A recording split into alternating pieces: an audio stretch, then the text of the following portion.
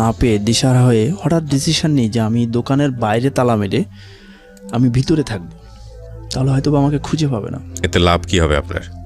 যেহেতু আমি টাকাও দিতে পারতেছি না, আমার কোনো গার্জিয়ানও এসে আমার সামনে দাঁড়াচ্ছে না, আমার বড় ভাইও এসে আমার সামনে দাঁড়াচ্ছে না, আমি শুরুতেই ক্ষমা চেয়ে নিচ্ছি আমার শ্রদ্ধেয় যারা আমার গার্জিয়ান, আমার বড় ভাই, বাবা, মা, এভরিথিং সকলের কাছ থেকে।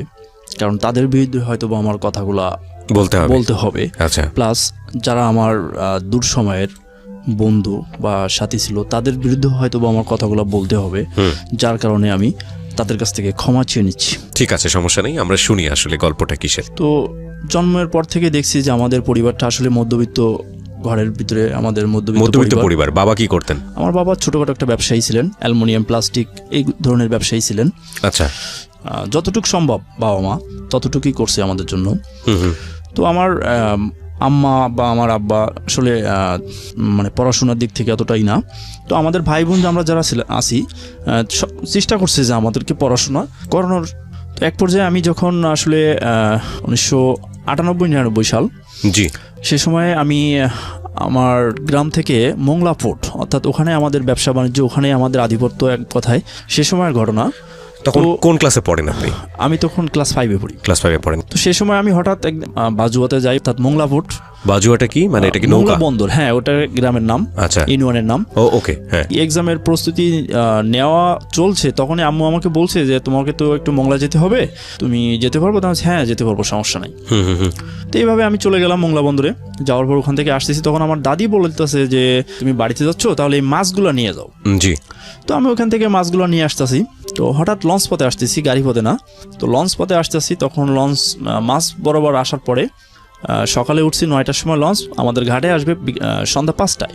তো লঞ্চ হঠাৎ নষ্ট হয়ে যায়, যার কারণে একটু আসতে প্রবলেম হয়। ওকে। তো রাত আনুমানিক 9টা কিংবা 10টার সময় ঘাটে লাভিয়ে দেয়। তো আমার কাছে ছিল শুকনা মাছ। ওকে। আমি একাই ওই দিন আমাদের রাস্তা দিয়ে হেঁটে আসতেছিলাম। আর তখন গ্রামের অঞ্চলে কোনো বিদ্যুৎ ছিল না। রাত 10টা মানে অনেক ভয়ঙ্কর একটা বিষয় ছিল। জি। তো রাস্তা দিয়ে একা হাঁটতেছি, হাঁটতে হাঁটতে বেশ অনেক দূর, প্রায় 1 কিলোমিটার থেকে 1.5 কিলোমিটার চলে গেছি। যাওয়ার পরে হঠাৎ আমার সামনে একটা দানব আকৃতির অনেক বড় দাঁড়িয়ে আছে। শুধু এতটুকুই শুনতে পাচ্ছি যে মাছ দিয়ে দাও। তো আমি ওখান থেকে কিভাবে বাড়িতে আসলাম এটা পরবর্তীতে আমি জানি যে হ্যাঁ, আমার এক আঙ্কেল সে বাড়িতে পৌঁছাই দিচ্ছিল। ওকে ওকে। সেখান থেকে 2 দিন পরে আমি স্কুলে যাই, আমাদের গ্রামের স্কুলে। আমি তখন পড়াশোনা করি। স্কুলে যাওয়ার পর আমি স্যার আমাকে পড়া বলার জন্য অনুরোধ করে, মানে বলছে পড়া, যে শাইন তুমি পড়াটা বলো। তো আমি উঠে দাঁড়ানোর সঙ্গে সঙ্গে আমি পড়ে গেছি। সেখান থেকে আমি 9 মাস ভুগি আপনার সেই ভয়ের আতঙ্কের থেকে। তখন থেকে আমার পড়াশোনাটা আসলে কন্টিনিউ করতে পারি না আমি। এভাবে কাটতে থাকে দিনগুলি আসলে। তখন 2000 সাল, আমি তখন ক্লাস 6। আমাদের একটা পুরনো ব্যবসা ছিল, যেটা আমার দুলো ভাইয়া করতো, আমার চাচা করতো, আমার বড় ভাইয়া করতো। তো তখন আমার বড় ভাইয়া, আমার দুলো ভাইয়া বন্ধ করে দেওয়ার পরে আমার চাচার সঙ্গে আমি বছরে 3 মাস করতাম এই ব্যবসাটা। কিসের ব্যবসা ছিল এটা? এটা ছিল এই যে খেলনা বেলুন, যে বাচ্চাদের হাতে খেলনা বেলুন। এটা ওই সময়ের অনেক লাভজনক একটা ব্যবসা ছিল। জি। তো আমি বছরে 3 মাস এই চাচার সঙ্গে ওই ব্যবসাটা কন্টিনিউ করতে লাগলাম, আর পড়াশোনা মাঝে মাঝে করতে লাগলাম। হঠাৎ আমার বড় ভাই একটা মাছের, অর্থাৎ সাদা মাছ এর মাছের একটা ডিপো করে। তো সেখানে আমার বড় ভাইয়ের যে মাছ কিনতো, সেখানে মাছের যে ডিপো মাছ কিনতো, ওখানে একটা ট্রাক অ্যাক্সিডেন্ট করে। ওকে। অ্যাক্সিডেন্ট করার পরে ওখান থেকে আমাদের অধঃপতন বলতে কি যে অর্থনৈতিক সমস্যা সৃষ্টি হলো। তারপর আমার বড় ভাই 2001 সালে ওখান থেকে চলে আসলো। আসার পরে সাতক্ষীরা শহরে খুলনা রোড আকাশ অ্যালুমিনিয়াম নাম ওই দোকানে কর্মচারী ছিল আমার বড় ভাই। তো আমি মাঝে মাঝে যেতাম। সব থেকে বড় ব্যাপার, আমার বড় ভাই সে সময়ও যদি একটা প্যান্ট কিনতো, তাহলে আমার জন্য একটা প্যান্ট কিনতো, মায়ের জন্য কিনতো, আব্বুর জন্য কিনতো, ভাই বোন আমরা যারা ছিলাম সকলের জন্যই খুবই কেয়ারফুল ছিল। এক পর্যায়ে 2003 চলে যায়, আমি পাশে এসএসসি পরীক্ষা দেব। জি। তো যে দোকানে আমার বড় ভাইয়া কর্মচারী ছিল, ওই দোকানটাই হঠাৎ মালিক বলল যে আমি দোকানটা বিক্রি করে দেবো। ওকে। কিসের দোকান ছিল এটা? ছিল অ্যালুমিনিয়াম প্লাস্টিক এই ব্যবসায়ী ছিল। ঠিক আছে। তো বড় ভাইয়া আমাদের সঙ্গে পরামর্শ করলো যে দোকানটা তো বিক্রি করে দেবে, তো দোকানটা যদি আমরা নিতে পারি, ভাড়া হিসেবে নিতে পারি, আর মালামাল যদি আমরা ক্রয় করে নিতে পারি, তাহলে এখানে বেচা কেনা খুবই ভালো হয়। এক পর্যায়ে দোকানটা বড় ভাইয়া নিয়ে নেয়। তখন 2004 সাল গ্রামে ততটা ভালো পড়াশোনা করতে পারতাম না, শুধু ওই মাত্র একটা ওই ভয়ের কারণে, যেটা আমাকে এখন হয়তো বা নাই, কিন্তু অনেক দিন বলতে 4, 5, 8, 10 বছর আমাকে এটা নিয়ে ভুগতে হয়েছে। তখন ভাই আমাকে বললো, আম্মুকে বললো যে শাহিন তো আসলে গ্রামে থেকে অনেক পড়াশোনার দিকেও করে না, ভালো করতেছে না, তো আমি যখন দোকান কিনতেছি তো ওকে আমার এখানে পাঠিয়ে দাও। তা আম্মু বললো না, ওখানে নেওয়ার দরকার নাই, শাহিন বাড়িতেই থাক। এর ভিতরে 2004 সালের আগেই আমার বড় ভাইয়ের বিয়ে করে, পারিবারিকভাবে সেটা, আচ্ছা, সাতক্ষীরা শহরেই। এক পর্যায়ে আমি আমাকে বললাম যে মা, আমার তো গ্রামে থেকে আসলে পড়াশোনা অতটা ভালো হচ্ছে না, তা আমি শহরে পড়ে যাই, শহরে গেলে হয়তো বা আমি একটা কন্টিনিউ চাপের ভিতরে থাকবো। মানে আপনি একটা চাপের মধ্যে থেকে ভালো করে লেখাপড়া করবেন। কোন ক্লাসের ঘটনা এটা? এটা ক্লাস 9-এর পরেই। ওকে। এক পর্যায়ে আমি যখন সাতক্ষীরা যাই, সাতক্ষীরা আপনাকে পারমিশন দেয় আপনার মা যাওয়ার? হ্যাঁ, আম্মা পারমিশন দেয়। ওকে, কোথায় গেলেন, কোথায় উঠলেন? আমার ভাইয়ের ওখানেই দোকানে। আমি দোকানের পিছে, আমাদের দোকানটা অনেক বড় ছিল, দোকানের পিছনেই থাকার জায়গা করে নিলাম। আচ্ছা। আর ভাইয়া সারাদিন দোকানে থাকতো, আবার দোকানের পিছেও থাকতো, আবার মাঝে মধ্যে যে শ্বশুর বাড়িতেও সময় দিয়ে আসতো। মানে কি আপনি তখন দোকানেই কাজ করা শুরু করলেন? দোকানে কাজ বলতে কি, আমি দেখা যায় যে school time school, private time private, coaching time, মানে এভরিথিং আমার সময়টুকু ওদিকে দেওয়ার পরে যতটুকু সময় যদি আমি হাতে পাইতাম, তো সেই সময়টুকু আমি দোকানে বসতাম। এক পর্যায়ে যখন আসলে আমি তখন এতটা ব্যবসা সম্পর্কে বা আমার লাইফ হিসাবে এই ধরনের কোনো একটা চিন্তা ভাবনা ছিলই না, শুধু আমার পড়াশোনা আর বাদ বাকি সময়টুকু যদি হাতে 1 ঘন্টা সময় থাকতো দোকানে এসে বসতাম, বেচাকেনা করতাম। বেচাকেনা আল্লাহর রহমতে খুবই ভালোই হইতো। এভাবেই চলতে থাকলো। চলতে হঠাৎ দেখি যে আমাদের দোকানের অবস্থা খুবই খারাপ হয়ে যাচ্ছে। তো আমি তখন ক্লাস 9 থেকে যখন এর মধ্যে একটু ভুলে গেছি, আমি গ্রাম থেকে আমার রেজিস্ট্রেশন আবার সাতক্ষীরা ট্রান্সফার করে নিয়ে যাওয়া হয় ওখান থেকে পরীক্ষা দেওয়ার জন্য। আচ্ছা। তো আমি কন্টিনিউ কিন্তু তখন আসলে অনেক চাপের ভিতরে রইলাম। আমার সামনে এসএসসি পরীক্ষা, আমি পরীক্ষা দিব, দোকানের দিকে অতটা সময় আমি আর দিই না। জি। হঠাৎ একদিন আমার বড় ভাইয়া দোকানে আসতেছে না। আমি কি ব্যাপার, দোকানে আসতেছে না, গেল কোথায়? আমি কোচিংয়ে যাবো। তখন আমি ফোন ইউজ করতাম না, আমার বড় ভাইয়া ফোন ইউজ করতো না, টেলিফোন ছিল দোকানে। তো আমি কয়েক জায়গায় ফোন করলাম, ফোন করার পরে বললো যে না, আমাদের এখানে তো আসে নাই, আমরা সঠিক আসলে বলতে পারি না। ওকে। তো আমি কোচিংয়ে গেলাম না, স্কুলেও গেলাম না, দোকানে বসে থাকলাম। সন্ধ্যা হয়ে গেল, বড় ভাই আসলো না। আমি রাত 10টা দোকান বন্ধ করে তখন খুঁজে বেরোলাম যে কোথায় আছে। জি। এক পর্যায়ে আমি জানতে পারি যে এদের একটা চক্র আছে, যে চক্রটা আসলে ম্যাগনেট ফিলিয়ার ব্যবসা, অর্থাৎ রাতারাতি কোটিপতি হওয়ার যে স্বপ্ন, এই স্বপ্নে বিভোর হওয়ার জন্য একটা চক্র আছে, যে অনেক বড় চক্র। এদের সঙ্গে আমার বড় ভাই যোগ দিছে এবং টাকা পয়সা ওখানেই যাচ্ছে। মানে বলে বোঝাতে পারবো না আপনাকে যে আমি কত বড় একটা ধাক্কা ওই মুহূর্তে খেয়ে যাই। যেহেতু বড় ভাইকে খুঁজতে শুরু করলাম, কোথাও পাই না খুঁজে। এদিকে দোকানেও বসতে পারতেছি না, কারণ অনেক পার্টি আসতেছে, অনেক বেচা কেনার অনেকটা সমস্যা, আর আমি অতটা তখন আসলে ভালো বুঝি না ব্যবসা। তো আমি 3 দিন দোকান না খুলে আমি বড় ভাইকে খোঁজ করতে থাকি।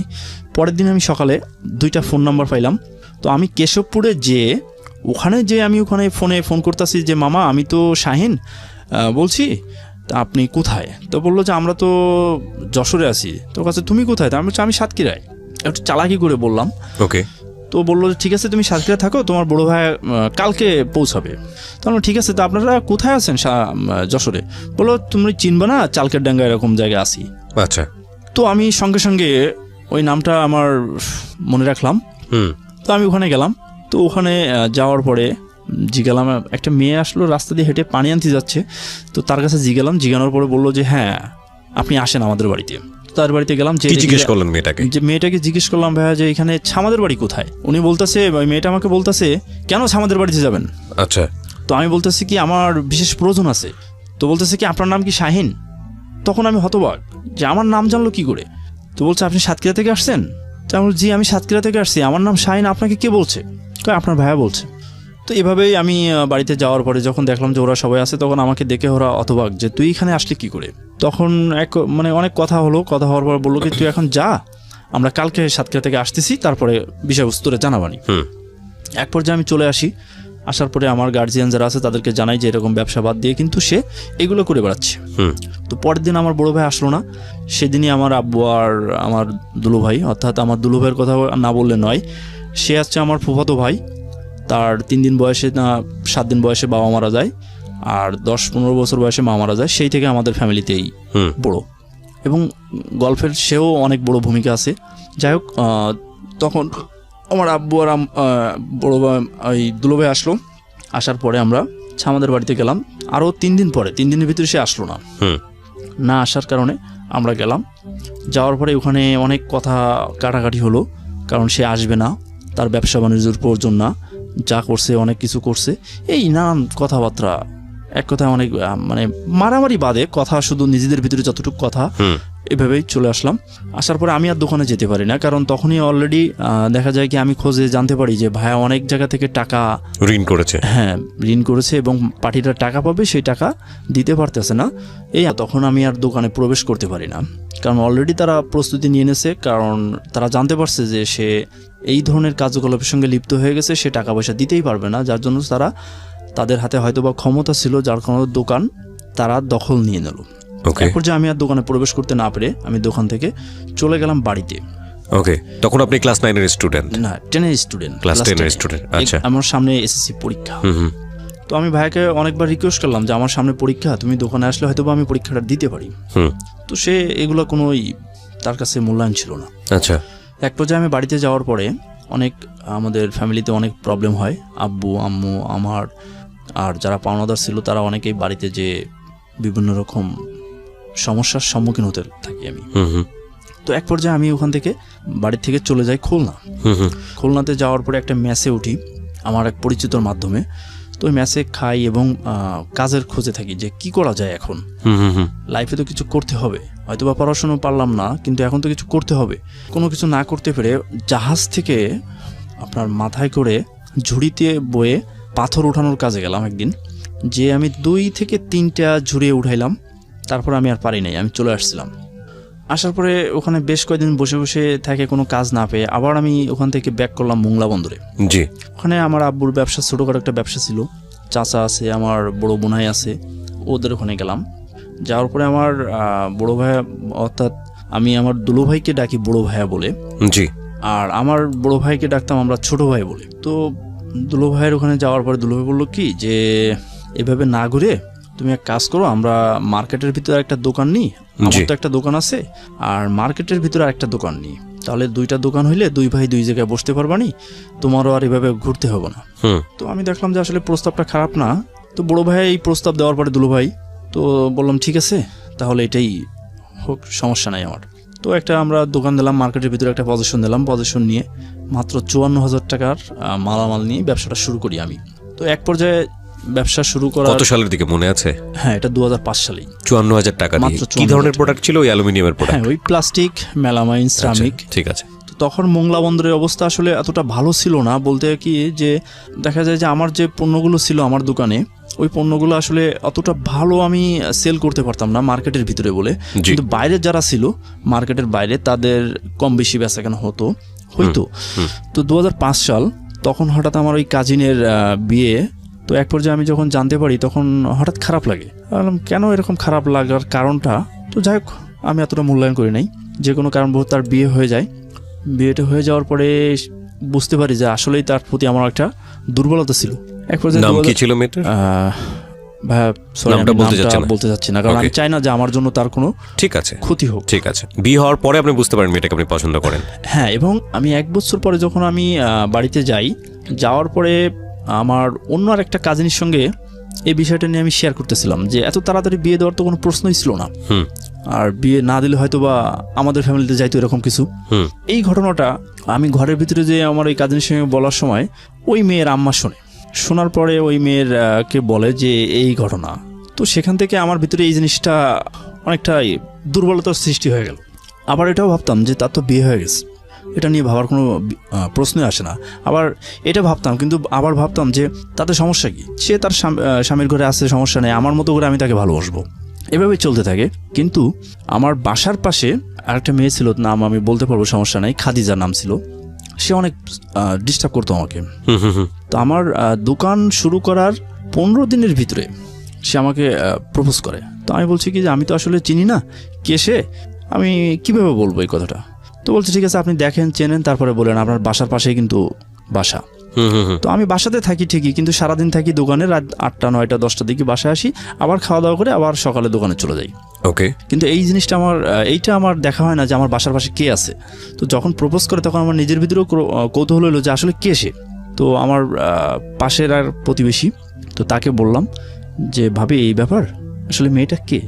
তো বললো সর্বনাশ, তুই জানিস কীভাবে? তা আমি বলছি আমি জানি না, আমার কাছে ডাইরেক্টলি এরকম প্রপোজ করছে, তো বিষয়টা আমি জানতে চাচ্ছি। ভাবির সঙ্গে অনেক ফ্রি ছিলাম।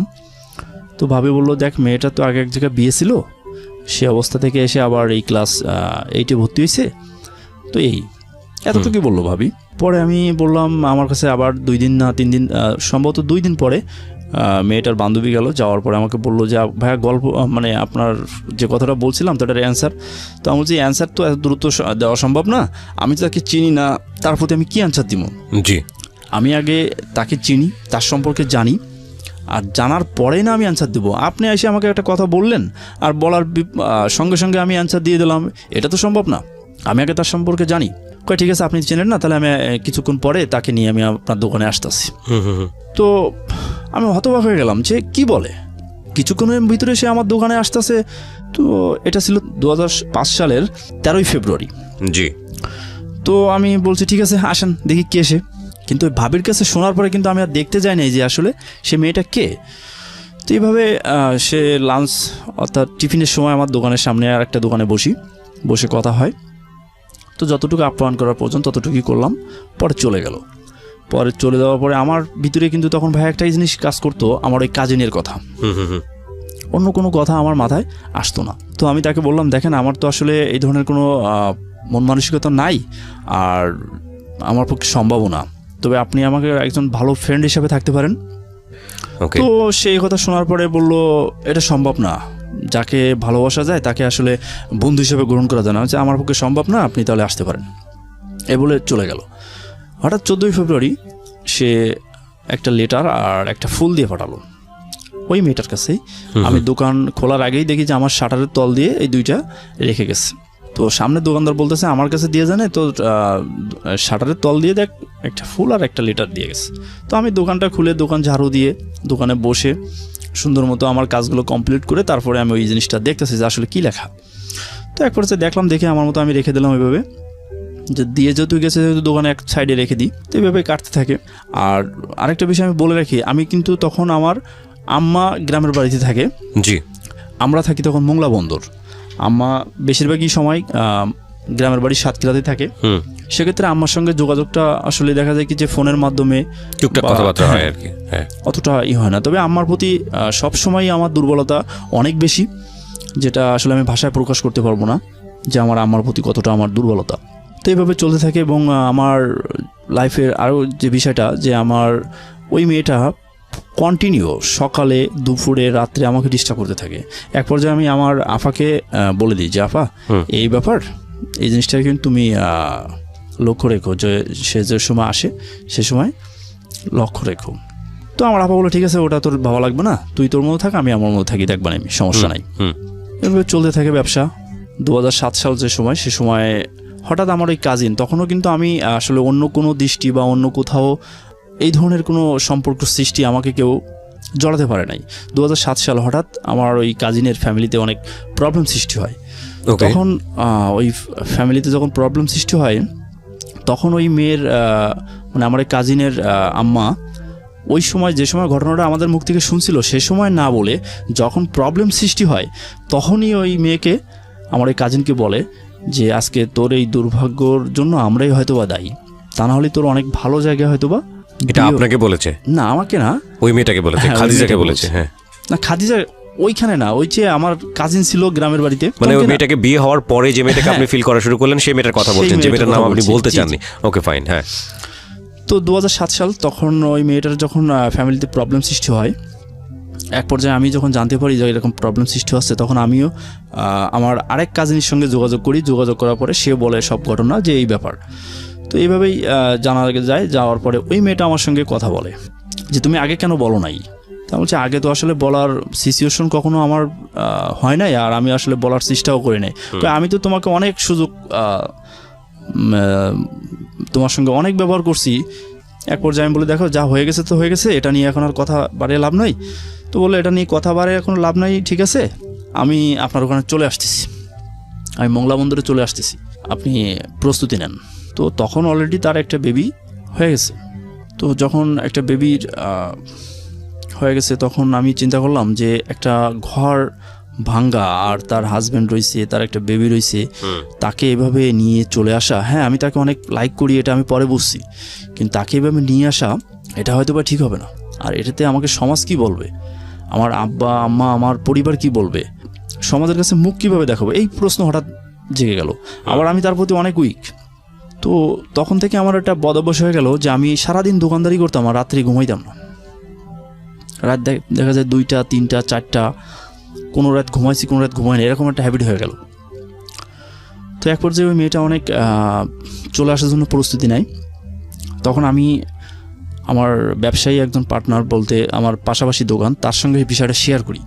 তো সে আমাকে পরামর্শ দেয় যে দেখো শাহিন, তোমার তো আসলে বয়স যে এতটা অনেক বেশি তাও না, তুমি আসলে বিষয়টা বুঝতে পারতেছো না যে কত বড় ভয়ঙ্কর একটা জিনিস তোমার সামনে ঘটতে যাচ্ছে। ওকে, তুমি এই বিষয়টা যদি সমাধান না করো তাহলে তোমার পরিবার, তার পরিবার এবং যেখানে বিয়ে হয়েছে সেই পরিবারটাও ধ্বংস হয়ে যাবে। তোমার পরিবার থেকে হয়তো বা তোমাকে এমন কিছু করতে পারে যে তোমাকে মেনে না নিতে পারে, ওই মেয়েটার পরিবার থেকেও মেনে না নিতে পারে। তো তুমি বাড়িতে যাও, যে মেয়েটাকে বোঝায় যেভাবে পারো সমাধান করো। জি। তো আমি সে সময় রাত 10টা বাজে। তো আমি ভাবলাম যে বাড়িতে গেলে হয়তো বা প্রবলেম অন্যরকম হইতে পারে, তো আমি ফোনে কথা বলি। ওদেরও ফোন ছিল, তো আমি ফোনে কথা বললাম। এক পর্যায়ে আমি বললাম যে দেখা, আমি তো আসলে একটা বিষয় আমি তোমাদেরকে জানাই নাই, তো আমার তো আসলে একটা মেয়ের চয়েস আছে এবং অলরেডি তার সঙ্গে এঙ্গেজমেন্ট হয়ে গেছে অনেক আগেই, এটা আমি কাউকে বলি নাই। এই মিথ্যাটা আমি বলি।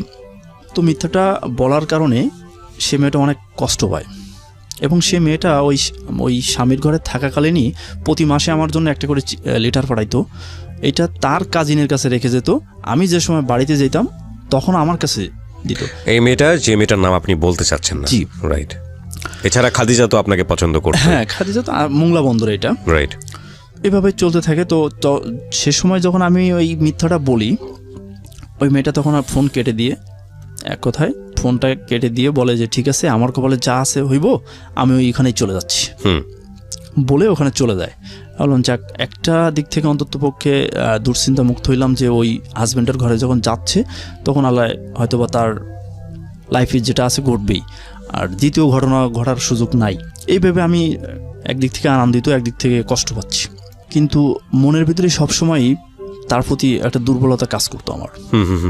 কিন্তু আবার চিন্তা করতাম যে যা হয়েছে যা তো হয়েছে, এটা তোমাকে মেনে নিতেই হবে। এর ভিতরে ভাইয়া আমার বড় ভাই বিদেশ যাওয়ার জন্য একটা যে বাইরের রাষ্ট্রে চলে যাওয়ার জন্য সে প্রস্তুতি নেয়, এবং যাওয়ার হয়তোবা 3 মাস আগে আমাকে বলে যে আমি বাইরে যাব। তো ওই যে 2004 সালে সে যে ব্যবসা চলে যাওয়ার পর থেকেই আমাদের ফ্যামিলির সঙ্গে সে যোগাযোগ বিচ্ছিন্ন করে দেয়। এমনকি বাবা মায়ের, আর আমার বোন বলা হয় নাই, আমার বোন 5 জন বোন, আমরা 2 ভাই 5 বোন। তো সে সময় 2 বোনের বিয়ে হয়ে যায়, 3 বোন পড়াশোনা করে। যতটুকু সম্ভব চেষ্টা করি যে সবার চাহিদা পূরণ করার। তারপরেও বলবো যে আল্লাহ আমাদের অনেক ভালো রাখছিল সে দায়িত্ব পালন না করার পরেও। ওকে। তো যখন যেখান থেকে আমরা ছিলাম, তো বড় ভাই আমাকে বললো যে আমি তো বিদেশ যাব, তো আমার কিছু টাকার প্রয়োজন। তা আমি বললাম দেখ ভাই, তুমি তো আসলে সেই 2004 সাল থেকে আমাদের সঙ্গে কোনো যোগাযোগ করো না, যোগাযোগ রাখো না, পরিবারে কোনো খোঁজ খবর রাখো না, তা আমি তোমাকে এখন কিভাবে টাকা দিব, আর আব্বু আম্মা আমার কি বলবে, আর ভাই দুলো ভাই আমার কি বলবে। তো বললো কিছু বলবে না, আমি আসতেছি। এই বলে সে ওখান থেকে বাড়িতে যায়। বাড়িতে যাওয়ার পরে আমার বলে, তা আম্মা বলতেছে কি যে আমি তো এ বিষয়ে কিছু বলতে পারবো না, ওদের 2 ভাইয়ের সঙ্গে আলাপ করতে হবে, আর তোর আব্বার সঙ্গে আলাপ কর। কারণ আমি কি বলবো, তোর যতবারই তোর টাকা পয়সা আমরা অ্যারেঞ্জ করে দিই, তুই ততবারই ধ্বংস করে দিস। আচ্ছা, তো তোরা আমরা কিভাবে করব। তারপরও ধ্বংস করার পর তুই যদি আমাদের পাশে এসে বসিস যে মা আমরা এটা ভুল হয়ে গেছে, এখন কিভাবে সমাধান করা যায়, তুই তো তা করিস না। এই কথাবার্তা হওয়ার পরে বড় ভাই ওখান থেকে মোংলা বন্দরে চলে যায় আমাদের ওখানে। জি। তো ওখানে যাওয়ার পরে আমাদেরকে বলে যে আমি যা করছি ভুল হয়ে গেছে, আমার মাফ করো, আমি এখন বিদেশ যাবো, আমার কিছু টাকা পয়সার প্রয়োজন। এটা বড় ভাই বলে? হ্যাঁ। তো আমার দুলোভাই বলতেছে কি যে টাকা পয়সার প্রয়োজন, তো যখন টাকা পয়সার প্রয়োজন হয় তখন তুই সামনে আসিস, আর টাকা পয়সার যখন প্রয়োজন না হয় তখন তুই সামনে আসিস না। প্লাস পরিবারে কে বেঁচে আছে না কেউ মারা যাচ্ছে, এটা তুই কখনো খোঁজ নিস না, ইদানিং তুই নিচ্ছিস না। আগে ভালো ছিলি, এখন খারাপ হয়ে গেছিস, যা কি জন্য খারাপ হয়েছে ওটা আমার জানার বিষয় না। তো আমি মাঝখানে আমি আবার বলি যে ভাইয়া তুমি যে বিদেশ যেতে চাচ্ছ, তুমি টাকা পাবা কই? তো বললো যেখান থেকে হোক টাকা আমি ম্যানেজ করবো। তা আমি বলছি তোমার কত টাকার দরকার, যে তুমি আসলে বিদেশ যাচ্ছ, আমাদেরকে বলতেছো টাকা দিতে? কয় বেশি দেওয়া লাগবে না, তোর 1050 টাকা আমার দিয়ে দে, আচ্ছা তাহলে আমি যাইতে পারবো। আচ্ছা। তো রাত্রিবেলা এক পর্যায়ে আমি দুলাভাইয়ের সঙ্গে আলাপ করলাম যে ভাই, যেহেতু সে আমার বড় ভাই বা তুমিও তার ভাইয়ের মতন দেখো, আমরা সবাই তিনি ভাই মতন থাকি, তো 50,000 টাকা যখন চাচ্ছে, তো আমরা নাই 10,000 টাকা কম দিই, নাহলে 20,000 টাকা কম দিই। তো এইভাবেই বড় ভাই দুলাভাই বললো কি ঠিক আছে তাহলে তুই বলে দেখ কী বলে। তা আমি ফার্স্টে বললাম কি যে 20,000 টাকা দিমনে। তো বললো 20,000 টাকা আমার দেওয়া লাগবে না, যদি বাড়ি দিতে পারিস দিস। তো আমি ঠিক আছে দেখবানি, ঠিক আছে তুমি প্রস্তুতি নাও, দেখি কতদূর কী করা যায়। তো এইভাবে দুলাভাই বললো কি তাহলে ওরে 20,000 টাকার বেশি জন দিস না তুই। আমি ঠিক আছে আমি দেবো না। তো দুলাভাই বলতেছে 20,000 টাকা যদি তোর ব্যবসার থেকে বের করে দিস, তাহলে তো তোর ব্যবসার মাত্র পুঁজি এতটুকু, তাহলে তুই কীভাবে কী করবি? তাহলে ই করি, ও যাওয়ার আগ মুহূর্তে ওরা এই টাকাটা দিবানি, আমি একটা এনজিও থেকে একটা লোন করে দিই, তাহলে দেখা যায় আমি একটু সময় পাবানি, ও আবার টাকাটা দিলে, বিদেশে যাওয়ার পরে টাকাটা দিলে ওখানে আমি আবার জমা দিয়ে দেবানি। বলো ঠিক আছে, তাহলে এটা আর ভালো হয়, তাহলে তোর ব্যবসার ক্ষতি হবে না। এই কথাবার্তা হলো। এর ভিতরে আপনার ও বিদেশ যাওয়ার সম্পূর্ণ প্রস্তুতি নেওয়ার পরে আমি ফার্স্টে 20,000 টাকা দিই। দেওয়ার পরে আমি অন্য আরেকটা এনজিও থেকে 30,000 টাকা গোপনে উঠে, যেটা আমার দুলাভাই জানতো না। কোন দেশে যাওয়ার প্রিপারেশন নিচ্ছে? এটা মালয়েশিয়া যাওয়ার জন্য। ওকে। তো আল্লাহর রহমতে ও সুন্দরভাবে মালয়েশিয়া চলে যায়। যাওয়ার পরে আজকে এই সমস্যা, কালকে ওই সমস্যা, এই প্রবলেম, ওইটার এই প্রবলেম, আমার শরীর খারাপ, শাহিন আমাকে ঔষধ পাঠা বাংলাদেশ থেকে। আচ্ছা। তো আমি বাংলাদেশ থেকে বাংলাদেশ ডাক বিভাগের মাধ্যমে গোপনে জানাইতাম না, তবে আমার অনেক খরচ হইতো, আমি বেশ 7-8 বার তাকে ঔষধ পাঠাইছি বাংলাদেশ থেকে। আচ্ছা। যাই হোক, সে যাওয়ার পরে সে কোনো অবস্থাতে টাকা দেয় না। যাই হোক, টাকা দেয় না, ভাইয়া টাকা দাও, এইভাবে বিভিন্ন রকম কথা হয়। তো এক পর্যায়ে সে মাঝে মাঝে কিছু করে টাকা দিলে আমি কিছু কিছু করে আবার দিনা পরিশোধ করি। তো এর ভিতরে আমার ওই যে আমাদের মোংলা বন্দরের যে পাশের যে মেয়েটা ছিল, ও ওই সময় আমার উপরে জিদ করে, মানে কন্টিনিউ সে আমাকে অনেক বিরক্ত করতে লাগলো, তখন আর বেশি। জি। তখন এক পর্যায়ে আমার উপরে জিদ করে অন্য জায়গায় বিয়ে বসে গেল। খাদিজা অন্য জায়গায় বিয়ে বসে গেল। হ্যাঁ। তার পরিবার থেকে বিয়ে। আপনার তখন লেখাপড়ার কি অবস্থা? আমার লেখাপড়া তখন সম্পূর্ণ বন্ধ হয়ে গেছে। কেন? আপনি তো পয়সা করি ভালো ইনকাম করছিলেন। আমি পয়সা করি ভালো ইনকাম করলেও তখন আমার আসলে পড়াশোনার প্রতি আর কোনো ইন্টারেস্ট ছিল না, বলতে মন মানসিকতা ছিল না। জি। কারণ যখন পড়াশোনাটা 2005 সালে যখন বন্ধ হয়ে গেল, তখন আমি আর এটা কন্টিনিউ করি নাই। মানে আগ্রহ হচ্ছিল না বলতে ফ্যামিলি পুরো আমার উপরে ডিপেন্ড। ওকে। কয়জন মেম্বারকে আপনাকে দেখতে হতো?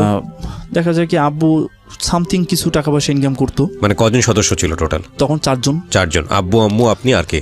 আমার 3 বোন আর আম্মু। আর আব্বু সামথিং একটা ছোট ব্যবসার মধ্যে ছিল। আব্বু, আম্মু, 3 বোন এবং আপনি, তার মানে টোটাল 5 জন এবং আপনি 6 জন। এই 6 জন মানুষকে দেখভাল করার প্রধান দায়িত্ব ছিল মূলত আপনার উপরে। এবং যে কারণে আপনি লেখাপড়াটা সেই সময়টাতে তেমন কন্টিনিউ করতে পারলেন না। ব্যবসাতে একটু ভালো হচ্ছে, এটা একটা ভালো সাইন। আরেকটা বিষয়, ব্যক্তিগত জীবনে 2 জন মেয়ে, সে 2 জন মেয়েই মূলত বিবাহিত এবং সেটা নিয়েও এক ধরনের দোটানায় আছেন। বড় ভাই সে এক ধরনের ডিরেইলড হয়ে যাওয়া, একটা ভিন্ন পথে চলে গেল বলে সেও একটা কন্ট্রিবিউট করতে পারছে না ফ্যামিলিতে, এবং সে একটা পর্যায়ে মালয়েশিয়া চলে গেল, সেখানেও সে তেমন একটা সেটেল হতে পারছে না। এই হচ্ছে গল্পের অবস্থা। জি। তারপর যখন ওই খাদিজা, ওই মেয়েটা যখন বিয়ে বসলো, তখন আমি বললাম হয়তোবা এবার আমি একটা দিক থেকে ঝামেলা মুক্ত হয়ে গেলাম, কিন্তু আরেকটা দিক থেকে আমার ওই কাজিনের প্রতি কিন্তু দিনে দিনে আমি বেশি উইক হয়ে যেতে লাগলাম। তো এইভাবে চলতে থাকলো। এক পর্যায়ে যখন ওই মেয়েটার বিয়ে হয়ে গেল, আমাদের মোংলা বন্দরে ওই মেয়েটার যাওয়ার পরে ওই শ্বশুর বাড়িতে যে শাশুড়ির ফোন থেকে, হাজব্যান্ডের ফোন থেকে বিভিন্ন সময় আমাকে ফোনে বিরক্ত করতে লাগলো। আচ্ছা। এমনকি কয়েকদিন তার শাশুড়ি ধরার পরে বললো যে আমার মামার সঙ্গে কথা বলে। একদিন হঠাৎ করে ওর শাশুড়ি আমাকে একের পর এক ফোন দিতে আমি বিরক্ত হয়ে যাই অনেক সময়। খাদিজার শাশুড়ি? হ্যাঁ। আচ্ছা। তখন সে হঠাৎ করে বললো যে আমার মামার সঙ্গে কথা বলছি, কথা বলবেন, ধরেন কথা বলেন। আমি কি বলবো, আমি ঠিক বুঝতে পারছি না। মানে খাদিজা কেন তার মামার সঙ্গে বা শাশুড়ির সঙ্গে? খাদিজার যখন অন্য জায়গায় বিয়ে বসে জিদ করে, তারপরে আমার সঙ্গে তখনও যোগাযোগ করার চেষ্টা করতো। আচ্ছা। এবং সে কন্টিনিউ আমাকে ফোন দিয়ে বিরক্ত করতো। কিন্তু আমার ভিতরে সবসময় আমার কাজিনের প্রতি একটা দুর্বলতা ছিল। এক পর্যায়ে যখন খাদিজা অনেক ফোন দিয়ে বিরক্ত করতো, তখন আমি অনেক সময় ফোন অফ করে রাখতাম। তখন আমার একটাই সিম ছিল, তো আবার অনেক সময় চালু রাখতাম। আবার দেখা যায় ব্যবসার সমস্যার কারণে ফোনটা চালু রাখতাম, আবার অনেক সময় রিসিভ করতাম, অনেক সময় মজা নিতাম। এই মজা নিতে নিতে একটা প্রবলেমের সৃষ্টি হয়ে গেল। হঠাৎ ডিসিশন নিয়ে নিল যে ওই হাজব্যান্ডকেও সে ডিভোর্স দিয়ে চলে আসবে আপনার কাছে। তার ভিতরে আবার একটা জিদ হয়ে গেল যে আমার সঙ্গে সে বিয়ে বসবেই, খাদিজা। হ্যাঁ, তা আমি তাকে বললাম যে দেখো আমি তো আসলে এটা কখনোই সম্ভব না, শত চেষ্টা করলেও কিন্তু সম্ভব হবে না, আর চেষ্টা করে ব্যর্থ ছাড়া কিন্তু সফল হতে পারবো না, তুমি এই ভুলটা করো না।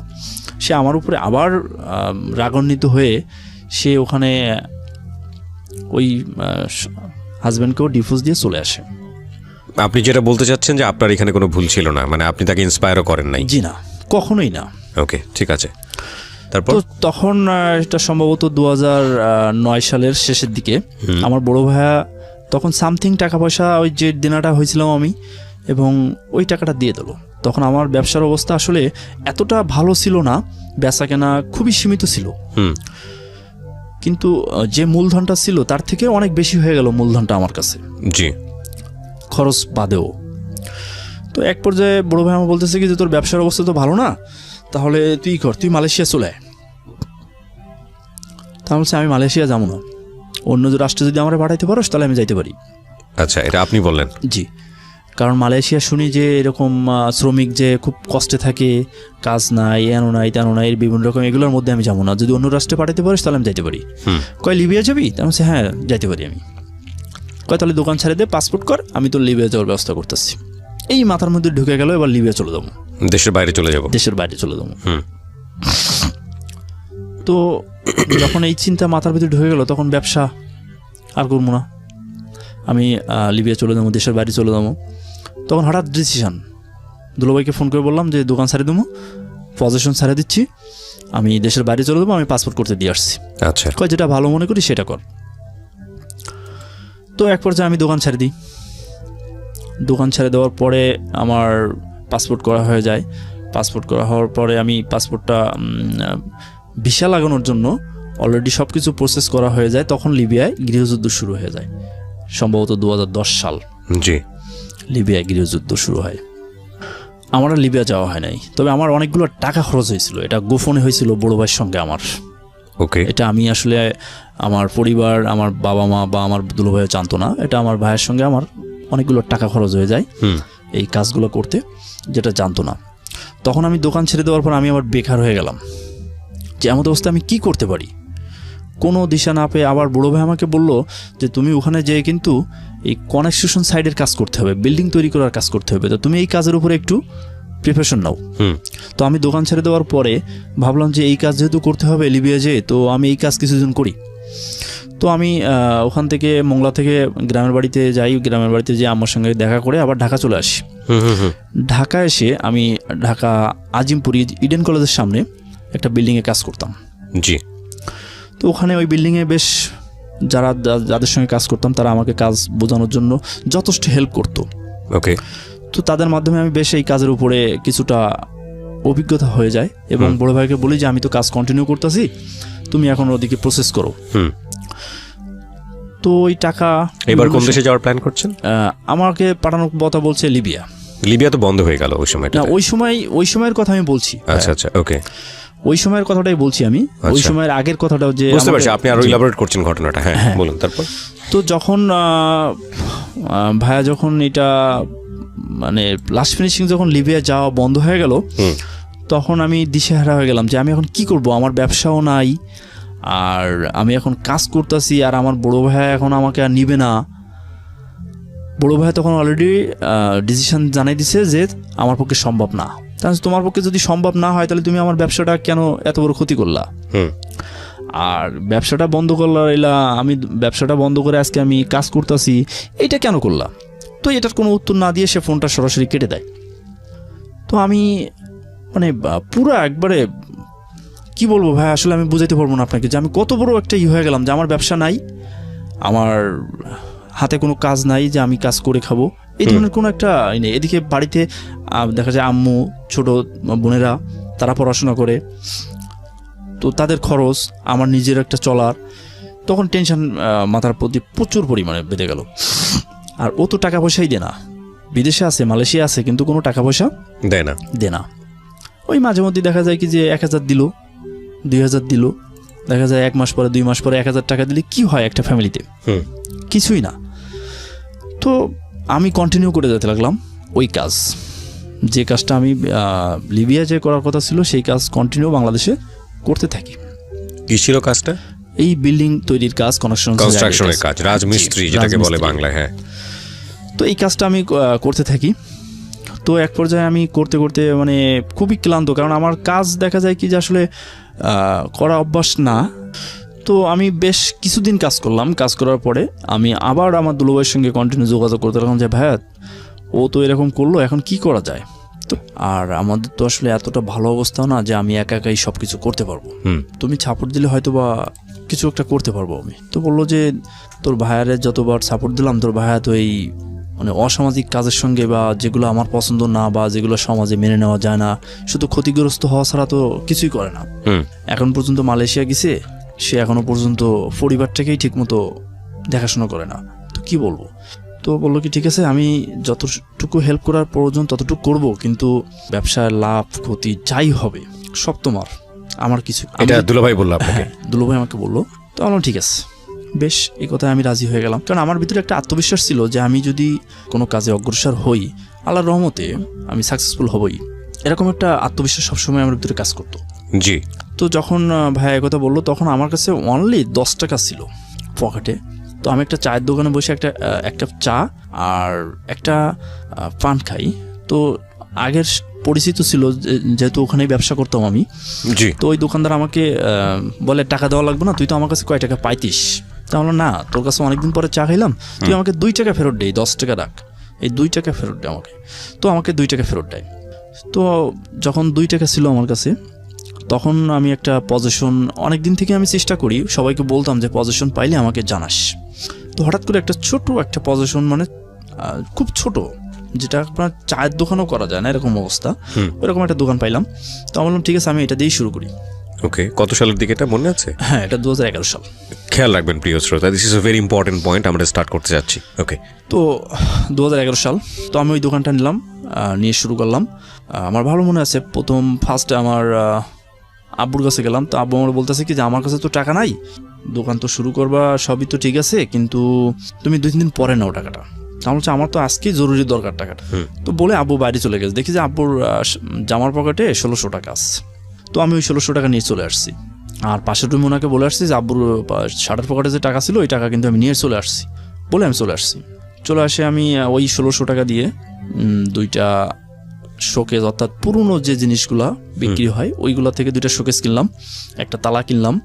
আর ওই দোকান মালিককে 1000 টাকা দিলাম। আর বললাম কি যে দোকান মালিক যেহেতু পরিচিত, বললাম যে তোমার যে অ্যাডভান্সের টাকাটা এটা আমি কিছুদিন পরে দেবানি। তো বললো ঠিক আছে, তুই পরে দিস। আর ওখানে আমি যেখানে মানে মোংলা বন্দরে অর্থাৎ দিগরাজ বাজার, ওখানে আসলে কেউ বলতে পারবে না যে আমি কখনো কারোর সঙ্গে কোনো ঝগড়া বা মানে কোনো বিচ্ছেদ করছি কিনা। সবার সঙ্গে খুব সুন্দরভাবে চলাফেরা, এভরিথিং যেটা আসলে প্রয়োজন ততটুকুই, তার বেশি না। তো বলো ঠিক আছে দিস, সমস্যা নাই। এই বলে আমি ওই 1600 টাকা এনে ওখান থেকে মোটামুটি টুকটাক এই 2 টাকা 1 টাকা খরচ করে মোটামুটি সব কিছু কমপ্লিট করে করলাম। তখন ভাইয়ারে বললাম এবার তাহলে কিছু আমার মালামাল দাও। তো আমাকে 26,000 না 27,000 টাকার মালামাল দিয়ে ফার্স্টে প্রথম দিন। তো আমি ওই দোকানের ভিতরে নিয়ে ওইগুলো সাজাচ্ছি, মাল এক সাইডে রাখি আর প্যাকেট আরেক সাইডে রাখি, মানে দোকানটাকে ভরাই, মানে সুন্দর করে সাজাতে হবে, ছোট দোকান কিন্তু তারপরেও ওই যে মাল দিছে ওটা আসলে কিছুই না এক কথায়।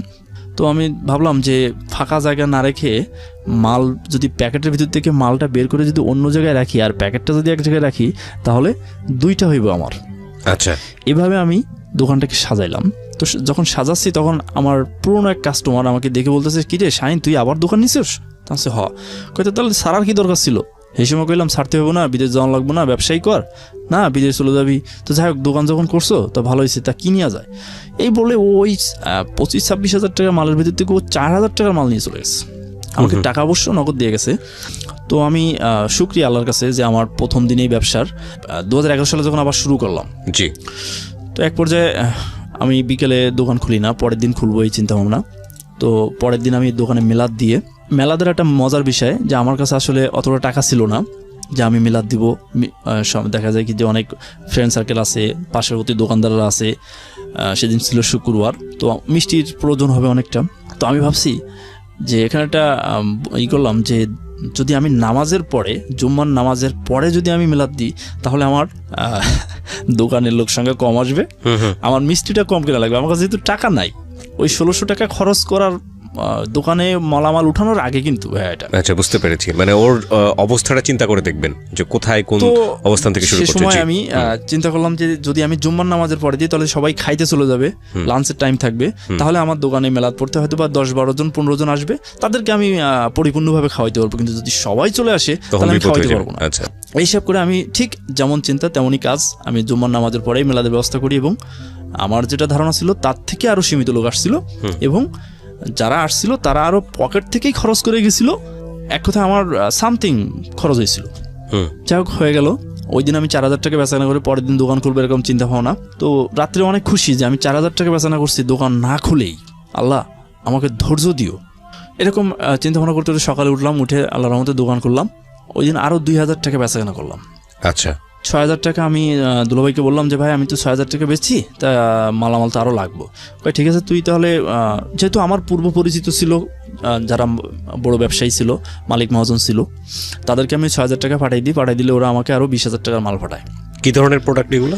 এগুলো হচ্ছে আপনার অ্যালুমিনিয়ামের হাঁড়ি, কলস, ওই অ্যালুমিনিয়াম এগুলো, হ্যাঁ, প্লাস্টিকের পণ্য যেগুলা, আচ্ছা আচ্ছা, এই ধরনের এগুলা। তো এক সপ্তাহ যেতে না যেতেই ভাই আমি কল্পনার বাহির, মানে অনেক ডেভেলপ হয়ে গেলাম। মাশাআল্লাহ। হ্যাঁ।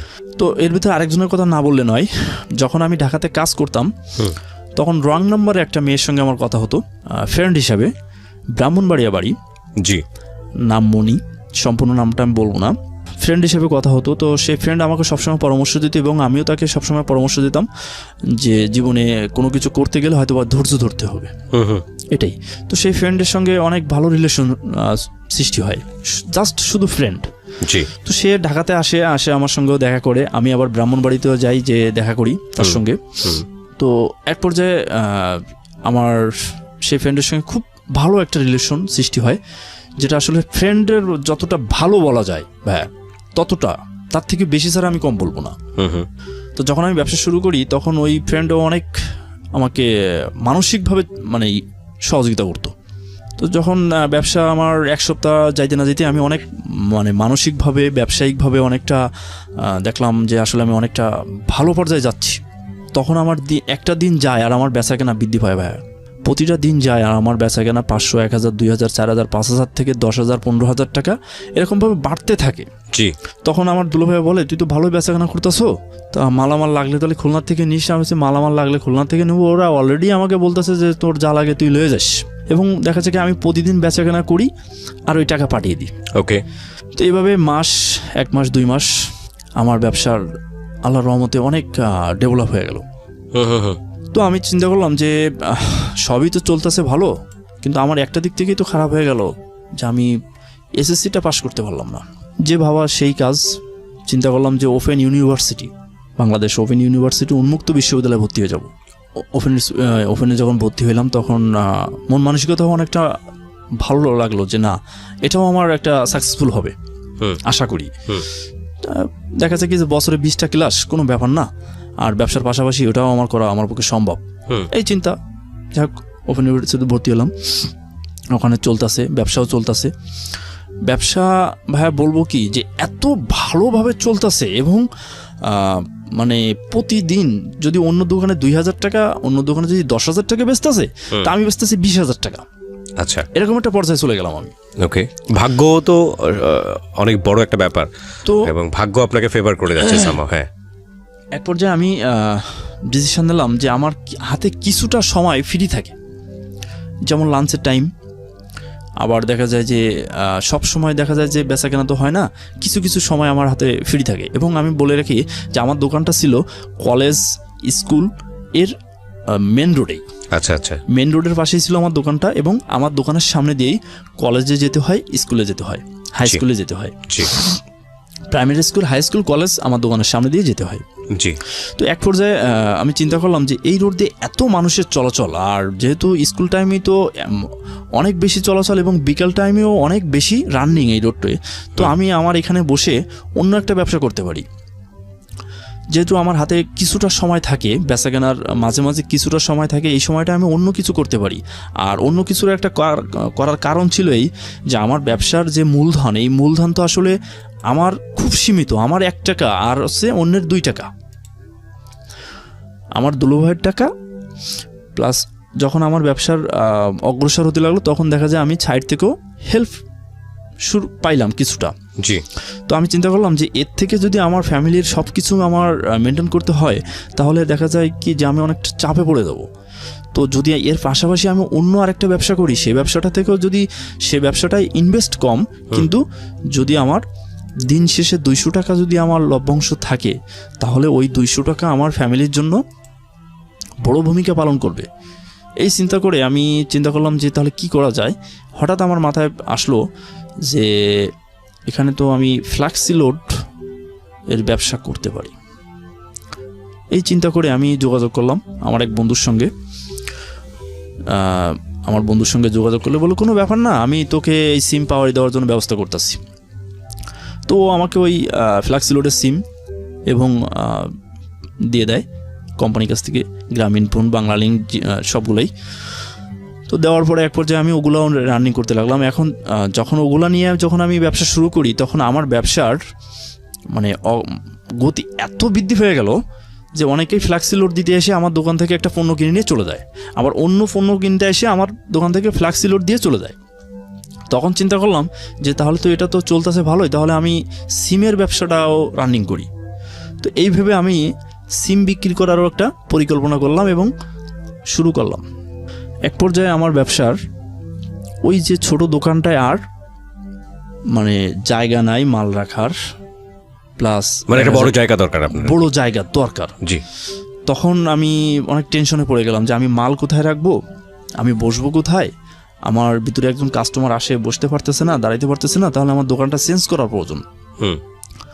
এই ভেবে আমি পাশে আর একটা দোকানে যোগাযোগ করার চেষ্টা করি আস্তে আস্তে, প্লাস এবং যোগাযোগ করে সেই দোকানটা নেওয়ার পরিকল্পনা করি এবং সেই দোকানটা আমি নিয়ে নিই। কিছুদিন পরে, 1 বছর পরে আমি সেই দোকানটায় যাই।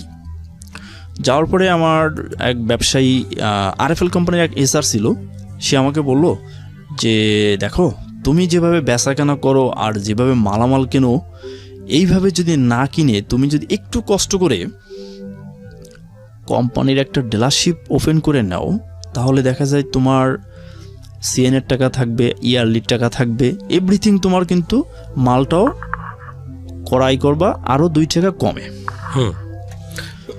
তো আমি হিসাব করে দেখলাম যে আসলে এটাও সত্য। যদি আমি ডিলারশিপটা ওপেন করে নিই তাহলে আমি মালটা কিনবো 1 টাকা কমে, আবার আমি CN কমিশন পামু, আবার একটা পণ্যের উপরে একটা কমিশন পামু, আবার দেখা যায় যে বছর শেষে আবার একটা ইয়ারলিও পামু। আচ্ছা, এরকম একটা চিন্তা আমার মাথায় ঢুকলো যে আমি ভাবলাম যে আমার আমি তো সপ্তাহে প্রায় মাস শেষে ওই SR-কে আমি 50,000 টাকা দিতাম। তো এই মাসেও যদি 50,000 টাকা না দিয়ে আমি যদি ওকে 30,000 টাকারও মাল কিনি তবুও আমার লাভ থাকবে। এই চিন্তা ভাবনা করে আমি ডিলারশিপের ব্যবসা শুরু করলাম।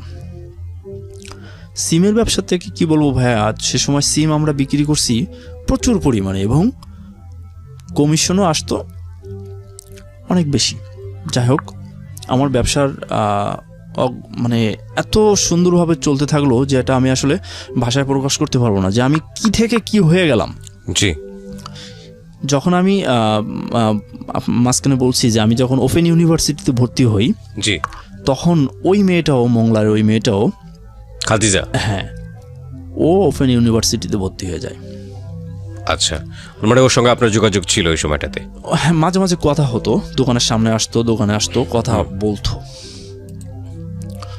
তখন আমি যখন জানতে পারলাম যে ও আবার ওপেন ইউনিভার্সিটিতে ভর্তি হয়েছে, আমি বললাম এবার তো আমার একটা প্রবলেম সৃষ্টি করবেই, এর থেকে কিভাবে আমার মুক্তি পাওয়া যায়। তো এরকম চিন্তা করতে করতে আমি ভাবলাম যে ওর সামনে আমার যে ভালো দিকগুলো আছে সেগুলো আমাকে খারাপ করতে হবে, তাহলে হয়তো আমি এর থেকে মুক্তি পাবো। এই কিছু কিছু জিনিস, খারাপ দিকগুলো ওর সামনে উঠাইলাম। যাই হোক, আল্লাহর রহমতে আমি সেদিক থেকে একটা ঝামেলার পোহাতে হলো যে সে অনেক নাসরবান্দা ছিল, তাকে যেভাবে হোক বোঝায় বা অন্যের মাধ্যমে যেভাবে হোক ওই ওপেন ইউনিভার্সিটিতে ভর্তি হওয়ার পর থেকে সে অন্য একটা ছেলের সঙ্গে রিলেশন করে আমার থেকে দূরে সরে যায়। আমি একটা ঝামেলা মুক্ত হয়ে গেলাম এবং টেনশন, কিন্তু আমার ভিতরে সে সময়ও ওই আমার কাজিনের প্রতি এতটা দুর্বলতা ছিল যেটা আমি ভাষায় প্রকাশ করতে পারবো না। ওকে। তো যখন আমি ফ্ল্যাক্সি লোড দিই দোকানে, যখন সিম বিক্রি করি, তখন দোকানে দেখা যায় ছেলে মেয়ে এভরিথিং প্রচুর মানুষের আনাগোনা থাকতো তখন। তো অনেকেই মজা করে অনেক রকম কথা বলতো, আর আমি দেখা যায় কি সারা রাত জেগে থাকতাম, মানে ওই কাজিনের কথাই ভাবতাম। আমার ভিতরে ওই তখন যত দিন যায় তত কিন্তু আমার ওই দুর্বলতাটা ভাইয়া প্রকাশ পায়। যাই হোক, ওখান থেকে সেই সময় অনেকে অনেকভাবে করতো, মজা করতাম অনেক বেশি সবার সঙ্গে। তো সবার সঙ্গে অনেক মজা কারণে অনেকে মানে খুব প্রশংসা, এক কথায় অনেক ভালো জানতো আমাকে, যেটা আমি আসলে ভাষায় প্রকাশ করতে পারবো না। শেষ বেশ যখন আমি আপনার এসএসসির অর্থাৎ ওপেন ইউনিভার্সিটিতে 2বার পরীক্ষা দিয়ে পাস করতে হয়, অর্থাৎ 9 একবার 10 একবার, 5টা বই প্রতি বছর। তো প্রথম ইয়ার যা গেল, যাওয়ার পরে আমার ব্যবসার অনেক ডেভেলপ হয়ে গেল, যেটা আমি কখনো ভুলবো না। যে আমার ব্যবসা এত ভালো চলতে লাগলো যে পার ডে আমি 20,000, 25,000, 30,000 টাকাও বেচাকেনা তখন চলতেছে আমার। আর আল্লাহর রহমত তখন ইনভেস্ট হয়ে গেল অনেক। কিভাবে হইলো দেখা যায় কি যে আমি পার্টিতে দিচ্ছি 10,000 টাকা, সে আমাকে মাল দিচ্ছে 50,000 টাকার। আচ্ছা। যে সে তো বেচাকেনা করতেছে এত ভালো যে তাকে মাল 10,000 টাকার মাল না, তাকে আরো বেশি দাও। এভাবে আমার কিন্তু মানে ব্যবসার ইনভেস্ট বেড়ে গেল। যাওয়ার পরে যখন এভাবে চলতে থাকলো, তখন এটা আপনার 2013 সাল। 2013 সাল তখন এর ভিতরে আরেকটা কথা আমি বলতে ভুলে গেছি ভাই। আমাদের ওখানে একটা মেয়ে আছে, মেয়ে যার সঙ্গে আসলে তেমনটা কথা হতো না, যদি কখনো সামনে পড়তো জিজ্ঞেস তো ভাইয়া কেমন আছেন, ওই পর্যন্তই, এর বেশি কিছুই না। তো আমার মতন আমি ব্যবসা করতেছি, এভাবে চলতেছি, কিন্তু আমার ফ্যামিলি বা আমার আব্বু আম্মু বা আফাদুলো ভাই সবার সঙ্গে গুড সম্পর্ক। এবং এমন কোনো বছর ছিল না যে আমি সেই বছরটায় ঈদের সময়, কুরবানির সময় আমি অন্য বাইরে কাটাইছি, কখনোই কাটাইনি। আমি আম্মার সঙ্গে ঈদ পালন করবই, আমি যেখানেই থাকি না কেন। জি। তো 2013 সাল আমি আমার ঈদের সময় বাড়িতে যাই বা করি, ঈদের সময় বা মাঝে মধ্যে যাই, আম্মা আমার ওখানে যেয়ে দেখা যায় কি যে 15 দিন 1 মাস থাকে, আবার চলে আসে, এরকমভাবে চলতে থাকে জীবনটা। এবং ব্যবসার এত হয়ে গেল যে আমি সময় পাই না কারোর সঙ্গে কথা বলার, এরকম একটা অবস্থা। দিনে দিনে এতটা ডেভেলপ হয়ে গেল ব্যবসার। তো ব্যবসার যখন এই ডেভেলপ চলতে থাকলো, 2014 সাল ওই যে মেয়েটার কথা বললাম যে যার সঙ্গে মাঝে মাঝে কথা হতো, দেখা হলে ভালো মন্দ জিজ্ঞেস করে চলে যেত, তখন আমার কাছ থেকে ফ্ল্যাক্সি লোড দিত। অনেক মেয়ে ফ্ল্যাক্সি লোড দিত ভাইয়া, অনেক, যেটা আসলে ভাষায় প্রকাশ করার মতো না। তো ফ্ল্যাক্সি লোড সবাই কম বেশি দেখা যায় কি বাসায় বসে দিত, আবার কলেজে এসে টাকা দিয়ে যেত, বাজারে এসে টাকা দিয়ে যেত, কিংবা অন্যের মাধ্যমে পাঠিয়ে দিত। এভাবেই অনেকেরই আমি হেল্প করতাম। আর হেল্প করতে করতে ওই মেয়েটা হঠাৎ একদিন, নাম কি ছিল মেয়েটার? ইভা। ওকে। তো একদিন রাত্রে হঠাৎ আমাকে ফোন দিছে। তো মানে রিং হওয়ার সঙ্গে সঙ্গে আমি রিসিভ করছি, তখন রাত আনুমানিক 2:30 থেকে 3টা বাজে। তো ফোন ধরার সঙ্গে সঙ্গে বলতেছে, ভাইয়া আপনি এখনও জাগে আছেন? তা আমি বলছি, দেখো, আমি ওকে তখনও তুই করে বলতাম। তো আমি বলছি, দেখো আমি তো রাত্রে আসলে স্বাভাবিকভাবে ঘুমাই না, হয়তো বা 1 ঘন্টা না আধা ঘন্টা, কোনোদিন ঘুমাইছি কোনোদিন ঘুমাই না, এরকমভাবে। যাই হোক, বলে আমার ফ্ল্যাক্সি লাগবে, আমি ফ্ল্যাক্সি দেন, আমি নেটে কাজ করতেছি, আমি ইমার্জেন্সি। তো ঠিক আছে আমি দিচ্ছি। তো দিয়ে দিলাম। তো এই শুরু। আর আমার প্রতি একটা দুর্বলতা যে আমার ওই কাজিনের সবসময় থাকে, সারাদিন আমি ব্যবসায় ব্যস্ত, মানে এত ব্যস্ত যে আমি সারাদিন কারোর সাথে কথা বলার সুযোগ পাই না। কিন্তু রাত হইলে আমি দেখা যায় অনেকের সঙ্গে গল্প করতাম, সময় কাটাতাম চায়ের দোকানে, বাইরে, এখানে ওখানে, এইভাবে। তো ওই ইভার সঙ্গে আমার বেশ তখন কথা হতো যে আপনি সারা দিন সময় পান না কথা বলার, আবার 15 দিনও হয় নাই, এভাবে কথা হয়। এক পর্যায়ে ও জানতে পারলো বলতে কি যে আমার কাছে একদম হঠাৎ প্রশ্ন করলো যে ভাইয়া আপনি সারাদিন এত পরিশ্রম করেন দোকানে আর রাত্রে জেগে থাকেন, এর কারণটা কি? তো আমি বলছি কি এরকম আমার লাইফে এরকম একটা ঘটনা আছে যেটা আসলে আমাকে সবসময় কষ্ট দেয়। হয় শুনে বলে কি ভাইয়া আপনি সারাটা দিন এত পরিশ্রম করেন এবং এত মানুষকে হাসানোর চেষ্টা করেন এবং নিজে হাসেন এবং অন্যকে হাসান, আর আপনি নিজে সারা রাত কাঁদেন এরকম? তেমন যে কিছুই করার না, এটা আমার ভাগ্য, এটাকে আমাকে মেনে নিতে হবে। তো ওই কথা শোনার পর থেকে ও চেষ্টা করতো সবসময় আমার খোঁজ রাখার এবং আমাকে হাসানোর, রাত্রেবেলা বিশেষ করে। ও ঘুমানোর আগে আমাকে একটা SMS করে ঘুমাইতো। আবার দেখা যায় অনেক সময় ঘুম ভাঙলে আমাকে ফোন দিয়ে বিরক্ত করতো। বিরক্ত বলতে গিয়ে যে আমাকে হাসানোর চেষ্টা করতো রাত্রে, আর এই কষ্টটাকে যেন ভুলে থাকে এরকম একটা বিষয়। তো এইভাবে চলতে চলতে আসলে ওর সঙ্গে অনেক ফ্রেন্ডলি, আগে যেমন কথা হতো না তখন একটা কথা হয়, বেশ কথা হওয়া শুরু হলো। তো যখন কথা বলি তখন অনেক সময় ভালো থাকি, আবার দেখা যায় অনেক সময় দেখা যায় যে ওকে বলি যে দেখো আমি তো সারাদিন ব্যস্ত থাকি, আবার ওরে নিয়ে ভাবার সময় পাই না, তোমার সঙ্গে কোন সময় কথা বলবো। এভাবে চলতে থাকে। 2014 সালের শবে বরাতের রাত্রে, সেদিন যে কোনো কারণবশত এবার মনটা খারাপ থাকে। তো আমি তো ফোন করার পরে বলে যে আমার মনটা খারাপ, পরে কথা বলবো না। তো এরকম তখন ওই শবে বরাতের পরে ওর সঙ্গে বেশি বেশি কথা হতো। কথা হওয়ার পরে আমি একটা জিনিস লক্ষ্য করতে লাগলাম যে ভাইয়া যে বিষয়টা, যে এর ভিতরে অনেক মেয়েই আমাকে অনেক রকম কথা বলছে, কিন্তু তাদের কথা আর এর কথা আকাশ আর পাতাল ডিফারেন্স। জি, এই জিনিসটা আমার একটা ক্যাচ করে গেল মাথাটায়, যে তাদেররা যেভাবে কথা বলতো বা তাদের যে কথা বলার একটা বিষয় ছিল আর এর কথা বলার একটা বিষয় সম্পূর্ণ ভিন্ন। তো এইভাবেই কথা বলতে বলতে 2014 সালের শবে বরাতের পরে, সম্ভবত এটা ফেব্রুয়ারি কি জানুয়ারি মাসে, আরও বেশি কথা বলা শুরু হয়ে গেল আমাদের। তো হঠাৎ আমি একদিন ওকে ডাইরেক্টলি বললাম, তো বলতেছে ভাই আমার একটু সময় লাগবে এটা বিষয়টা ভাবতে। তো যাই হোক, সেখান থেকে বেশ কয়েকদিন পরেও আমাকে একটা SMS অ্যান্সার দে যে ওকে। চলতে থাকে আমাদের এই সম্পর্ক। এক পর্যায়ে আমার ব্যবসা ভাইয়া এত ডেভেলপ হয়ে গেল যে আমার খুচরা বেচাকেনা এবং পাইকারি বেচাকেনা শুরু করে দিলাম আমি তখন। খুচরা বেচাকেনা বাদ দিয়ে পাইকারি বেচাকেনা? খুচরা বেচাকেনার পাশাপাশি পাইকারি বেচাকেনা শুরু করে দিলাম। আচ্ছা। একটা থেকে দোকান 2টা করলাম। আমি ডিলারশিপের ব্যবসা যখন শুরু করলাম এবং যখন পাইকারি ব্যবসা শুরু করলাম তখন আমার অনেক শত্রু জন্মে গেল ব্যবসায়িকভাবে। ওকে। তো সেই সময় আমরা আবার জমি কিনলাম মোংলা বন্দরে। তো জমিটা কিনে আমার দুলোভাইয়ের নামে। দুলোভাইয়ের নামে কেন কিনলেন? কারণ দুলোভাই আমাদের ফ্যামিলিতে সেই জন্মের পর থেকেই কন্ট্রিবিউট করে যাচ্ছে। জি। আর তার বাবা মা কেউই বেঁচে নাই। আচ্ছা। এটাই আমাদের সব থেকে বড় দুর্বলতা, এবং তারও দুর্বলতা, সেও আমাদের যেমন ভাই বোনের মতন দেখে, আমরাও ঠিক তাকে বড় ভাইয়ের মতন শ্রদ্ধা করি। আচ্ছা, তো দুলাভাইয়ের নামে জমি কিনলেন? কোথায় কিনলেন? মোংলা বন্দরেই। মোংলা বন্দরে জমিটা কিনছি, কিন্তু কেউ জানতো না যে আসলে জমির দলিল কার নামে।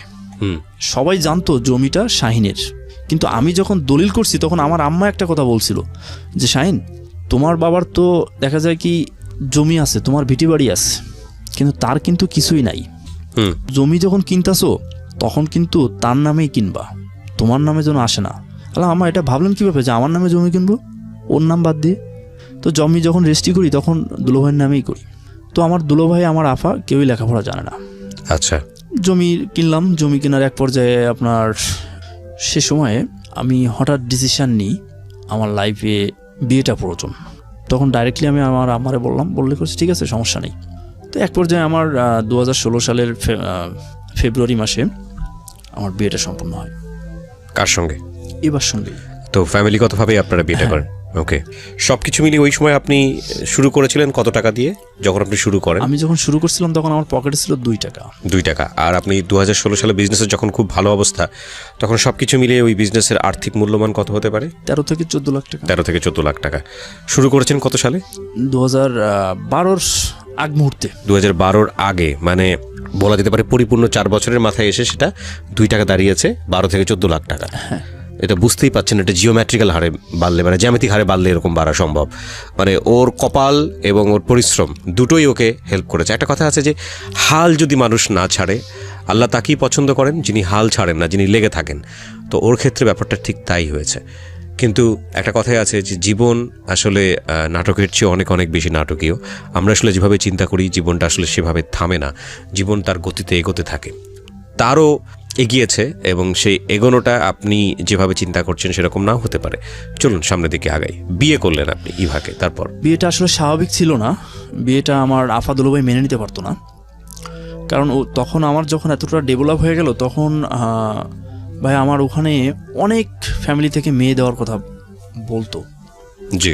এবং আপনার আবাদুল্লাহ ভাইয়েরও নিশ্চয় একটা চয়েস ছিল। হ্যাঁ, আফাদুল্লাহ ভাইয়ের ভিতরে একটা চয়েস ছিল এবং তাদের ভিতরে একটা প্রবলেম ছিল, অনেক জায়গা থেকে অনেক প্রস্তাব আসতো। আর ওই প্রস্তাব আসার কারণে অনেকেই বলতো যে আমি ছেলেকে 5 লাখ দিমু, আমি 10 লাখ দিমু, আমি 2 লাখ দিমু, 4 লাখ দিমু। এরকম একটা প্রস্তাব যখন আসতে শুরু করলো তখন আফাদুল্লাহ ভাইয়ের ভিতরেও একটা পরিবর্তনের হাওয়া দেখতে শুরু করলাম। আচ্ছা। তখন আমি হঠাৎ চিন্তা করি যে এই সমস্ত ধান্দায় আমার যাওয়ার ভিতরে নেই, আমার মন যেটা চায় আমি সেটা করব। ওকে। আমি ওই সমস্ত ভিতরে নাই, যে কথা সেই কাজ, আমি এটাই করে ছাড়ছিলাম। এবং এই জন্যই আপনার আপাদুল্লাহ ভাই আপনাকে পছন্দ করলেন না? জি না, তখন একটু প্রবলেম সৃষ্টি হলো। তো বিয়ের পরে স্বাভাবিকভাবে যখন চলতে আমাদের ভিতরে একটু প্রবলেম হওয়ার পরে আমার আব্বু আম্মু আসলো, আসার পরে পাশের আরও 2 জন থেকে মীমাংসা করে দিল বিষয়টাকে। তো সেভাবে চলতেছে, কিন্তু ওরা এই বিষয়টাকে স্বাভাবিকভাবে নিতে পারে নাই। আমার আফা, বিশেষ করে আমার আফা বিষয়টাকে স্বাভাবিকভাবে নিতে পারে নাই। যে এটা আমি যেটা ধারণা করি যে আসলে অনেক জায়গা থেকে অনেক প্রস্তাব আসতো, অনেক যেটা আমরা বাংলায় বলি যৌতুক। যখন এই বিষয়টা আসলো সামনে, আসার পরে আমার আফা যেমন ভালো ছিল তেমনটাই খারাপ হয়ে গেল। এবং যদি তিল থেকে কোনো রকমই হয়েছে, তখন আমি শুধুমাত্র বিয়ে হয়েছে কিন্তু আমি কিন্তু ওয়াইফকে উঠায় আনি নাই, শুধুমাত্র আমাদের যেটা বলা হয় যে সরা বা বিয়ে পড়ানো এই ধরনের কিছু একটা হয়েছে। তারপরেও পাশাপাশি যেহেতু আমার দোকানের থেকে 5 মিনিট দূরত্ব, মাঝে মাঝে আমাকে দাওয়াত করতো, যেহেতু তখন আমি তাদের ফ্যামিলির বড় জামাই। তো দাওয়াত করতে গেলে দেখা যায় কি দুপুরে দাওয়াত করছে, যে খাওয়া দাওয়া করে আবার দোকানে চলে আসছি, থাকতাম না আমি সে সময়। তো এইভাবে চলতে থাকলো। কিন্তু ওই যে জমির বিষয়টা থাকলো, যে জমিটা আসলে দলিলটা কার নামে হয়েছে এটা আসলে কেউ জানতো না, মুষ্টিক কয়েকজন লোক জানতো। এর ভিতরে সবাই বলতো যে জমিটা আছে শাইনের, কারণ আমি সব কিছু দেখাশোনা করতাম, পরিচালনা করতাম, সব কিছু দেখাশোনা করতাম।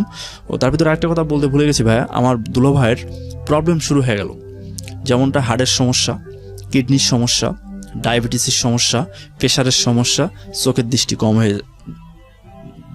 কমে যাওয়ার সমস্যা। তাকে নিয়ে আমার এমন কোনো মাস নাই যে 2 বার 3 বার 4 বার 5 বার 6 বার আমি ডাক্তারের কাছে যাই না। 1 সপ্তাহ মিনিমাম কেটে যেত খুলনা কিংবা ঢাকা ডক্টরের কাছে। জি। তো এটাকে আমি কোনো বিষয় ভাবতাম না যে এটা আমার একটা দায়িত্ব, সেভাবে তাকে নিয়ে ডাক্তারের কাছে সবসময় ছোটাছুটি করতাম। তো এর ভিতরে বলে রাখা ভালো যে আমার বড় ভাই কিন্তু মালয়েশিয়া থেকে চলে আসে। তো সে সময় আসার পরে বললো যে আমি কোনো টাকা পয়সা আনতে পারি নাই, আমার খুব অবস্থা খারাপ। আচ্ছা। কিছুই বললাম না। কত বছর পরে আসলো?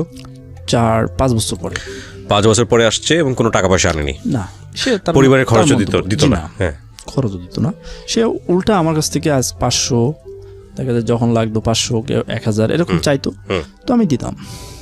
তো এক পর্যায়ে যখন আমার দুলো ভাইয়ের যখন এই অবস্থা, তখন ওই যে জমি কিনছি, জি, জমির দলিল আসলে ভাইয়ের নামে, কিন্তু এটা কেউ জানতো না। কিন্তু আমার যারা ব্যবসায়ী ছিল বেশ কয়েকজন শত্রুপক্ষ জন্ম নিল, কিন্তু এটা প্রকাশ করতো না। আচ্ছা। কিন্তু আমি উপলব্ধি করতে পারতাম যে তারা আসলে কতটা আমার ক্ষতি চায়। এটা আমি প্রতিদিন যে আবার আফাদুল ভাইকে বলতাম। কিন্তু সে সময় আমার বিয়ের পরে দেখলাম তাদের সঙ্গে এই জন্য কেমন একটা সময় বেশি দিয়ে আমার আফা বা দুলো ভাই বেশ দিনের বেলা তাদের সঙ্গে দাঁড়িয়ে বসে কথা বলে, এরকমভাবে কথা বলে। তো আমি বিষয়টাকে অতটা গুরুত্ব সহকারে দেখতাম না কখনো। তো হঠাৎ একদিন আমার আফা আমাকে জিজ্ঞাসছে, আচ্ছা শাহিন, জমি তো তোর ভাইয়ের নামে, তা জমি তোরে সবাই কেন বলে তোরে? তখন এটা কেমন প্রশ্ন? জমির দলিল করছি দুলো ভাইয়ের নামে, ভাইয়ের নামে, তা সকলেই যদি বলে যে জমি কেন শাহিন তোমারে বলে, তো ওই জমি কি আমার হয়ে যাবে? কখনোই তো হবে না। ওই জমি সারা বাংলাদেশ এক জায়গায় হইলেও তো জমি কখনো আমার হবে না, যেহেতু জমির দলিল দুলো ভাইয়ের নামে। তাহলে এরকম প্রশ্ন করার তো কোনো প্রয়োজনই আসে না। রাইট। তো বলে কেন বলবে তোরে? তেমন এটার কোনো আমার উত্তর আমার কাছে জানা নাই বলে আমি চলে যাই। এই নিয়ে দুই ভাই বোনের ভিতরে বেশ কথা তর্ক বিতর্ক সৃষ্টি হয়। এবং তর্ক বিতর্ক সৃষ্টি হওয়ার এক পর্যায়ে আপা অনেক রাগারাগি করে, তেমনটা আমিও বেশ দূর একটা কথার উত্তর দিই। যেহেতু সে অনেকগুলা বলে, তারপরে আমি দেখা যায় কি যে সে 10টা বললে আমাকে 2টা বলতে বাধ্য হয়েছি। এক পর্যায়ে সে চলে যায়, আমিও ওখান থেকে রাগ করে চলে যাই। যেহেতু ওর সঙ্গে পেজগি না করে, ভাবলাম যে ওর সঙ্গে রাগারাগি না করে আমি চলে যাই এখান থেকে। জি।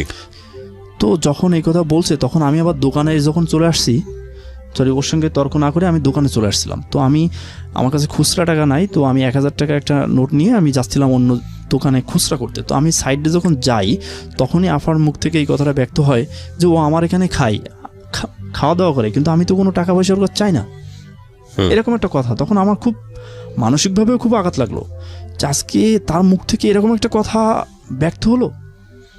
বিষয়টা আমি আম্মাকেও বলি না। তো আমি রাত্রে আর খাওয়া দাওয়া করতে চাই না, যেহেতু সে এরকম কথা বলছে, তা আমি রাত্রে খাওয়া দাওয়া করতে চাই না যাওয়ার কারণে বেশ রাত 11টা বাজে। তখন আমার দুলোভাই আসছে, কিন্তু শাইন তুই এসে খাবি না? তো আমার দোকানের পাশে একটা হোটেল ছিল, তো হোটেল থেকে আমি খাওয়া দাওয়া করে শুয়ে থাকি। তো আমি দোকানেই থাকি সে সময়, দোকানের পিছনে একটা রুম আছে, সেই রুমের ভিতরে থাকি আমি। তো দুলোভাই আসার পর আমি বললাম কি ভাই আমার তো শরীরটা ভালো লাগতেছে না, তো আমি এই জন্য যাই নাই। তো হয়তো সেটা তো ফোনে বলে দিতে পারতিস, তো আমি কিছু বলা হয় নাই, তুমি যাও আমি কালকে যাবানি। দুলোভাই চলে গেল কোনো কথা না বলে। পরের দিনও আমি সাধারণত সকালে নাস্তা করতাম, একটা চা কিংবা একটা রুটি বা এই ধরনের এই জাতীয় খাইলে আমার এনাফ। দোকানে খুলে বসতাম আমি, আমার আর খাওয়ার চিন্তা থাকতো না যে সকালে আমি খাই। কতদিন সকালে আমি খাই নাই আমি বলতে পারবো না, কয়েক বছর, যেটা আমি জানি না সঠিকভাবে, মনে নেই, শুধু এই ব্যবসার কারণেই। আচ্ছা। পরের দিন দুপুরে আমি যখন লাঞ্চে যাই না তখন ভাইয়া আসে না, সন্ধ্যার টাইমে ভাইয়া এসে বলে কি ব্যাপার দুপুরে খাইতে যাস নাই? বললাম অনেক কাজ ছিল, আর আজকে কোম্পানি থেকে মাল আসছে, RFL-এর ডিও করছিলাম, সেই ডিওর মাল আসছে, এই জন্য আর যাই নাই। বললে ভাইয়া চলে গেছে, কয় মাল আমার ওখানে কিছু পাঠাই দিস। ঠিক আছে, তোমার যে অর্ডারটা নিয়েছিলাম ওই অর্ডারের মালটা আছে দিয়ে দিবানি, আর ওই যে ওই দোকানগুলো মালগুলো দিয়ে দিতে পারে, আমি যাবানি।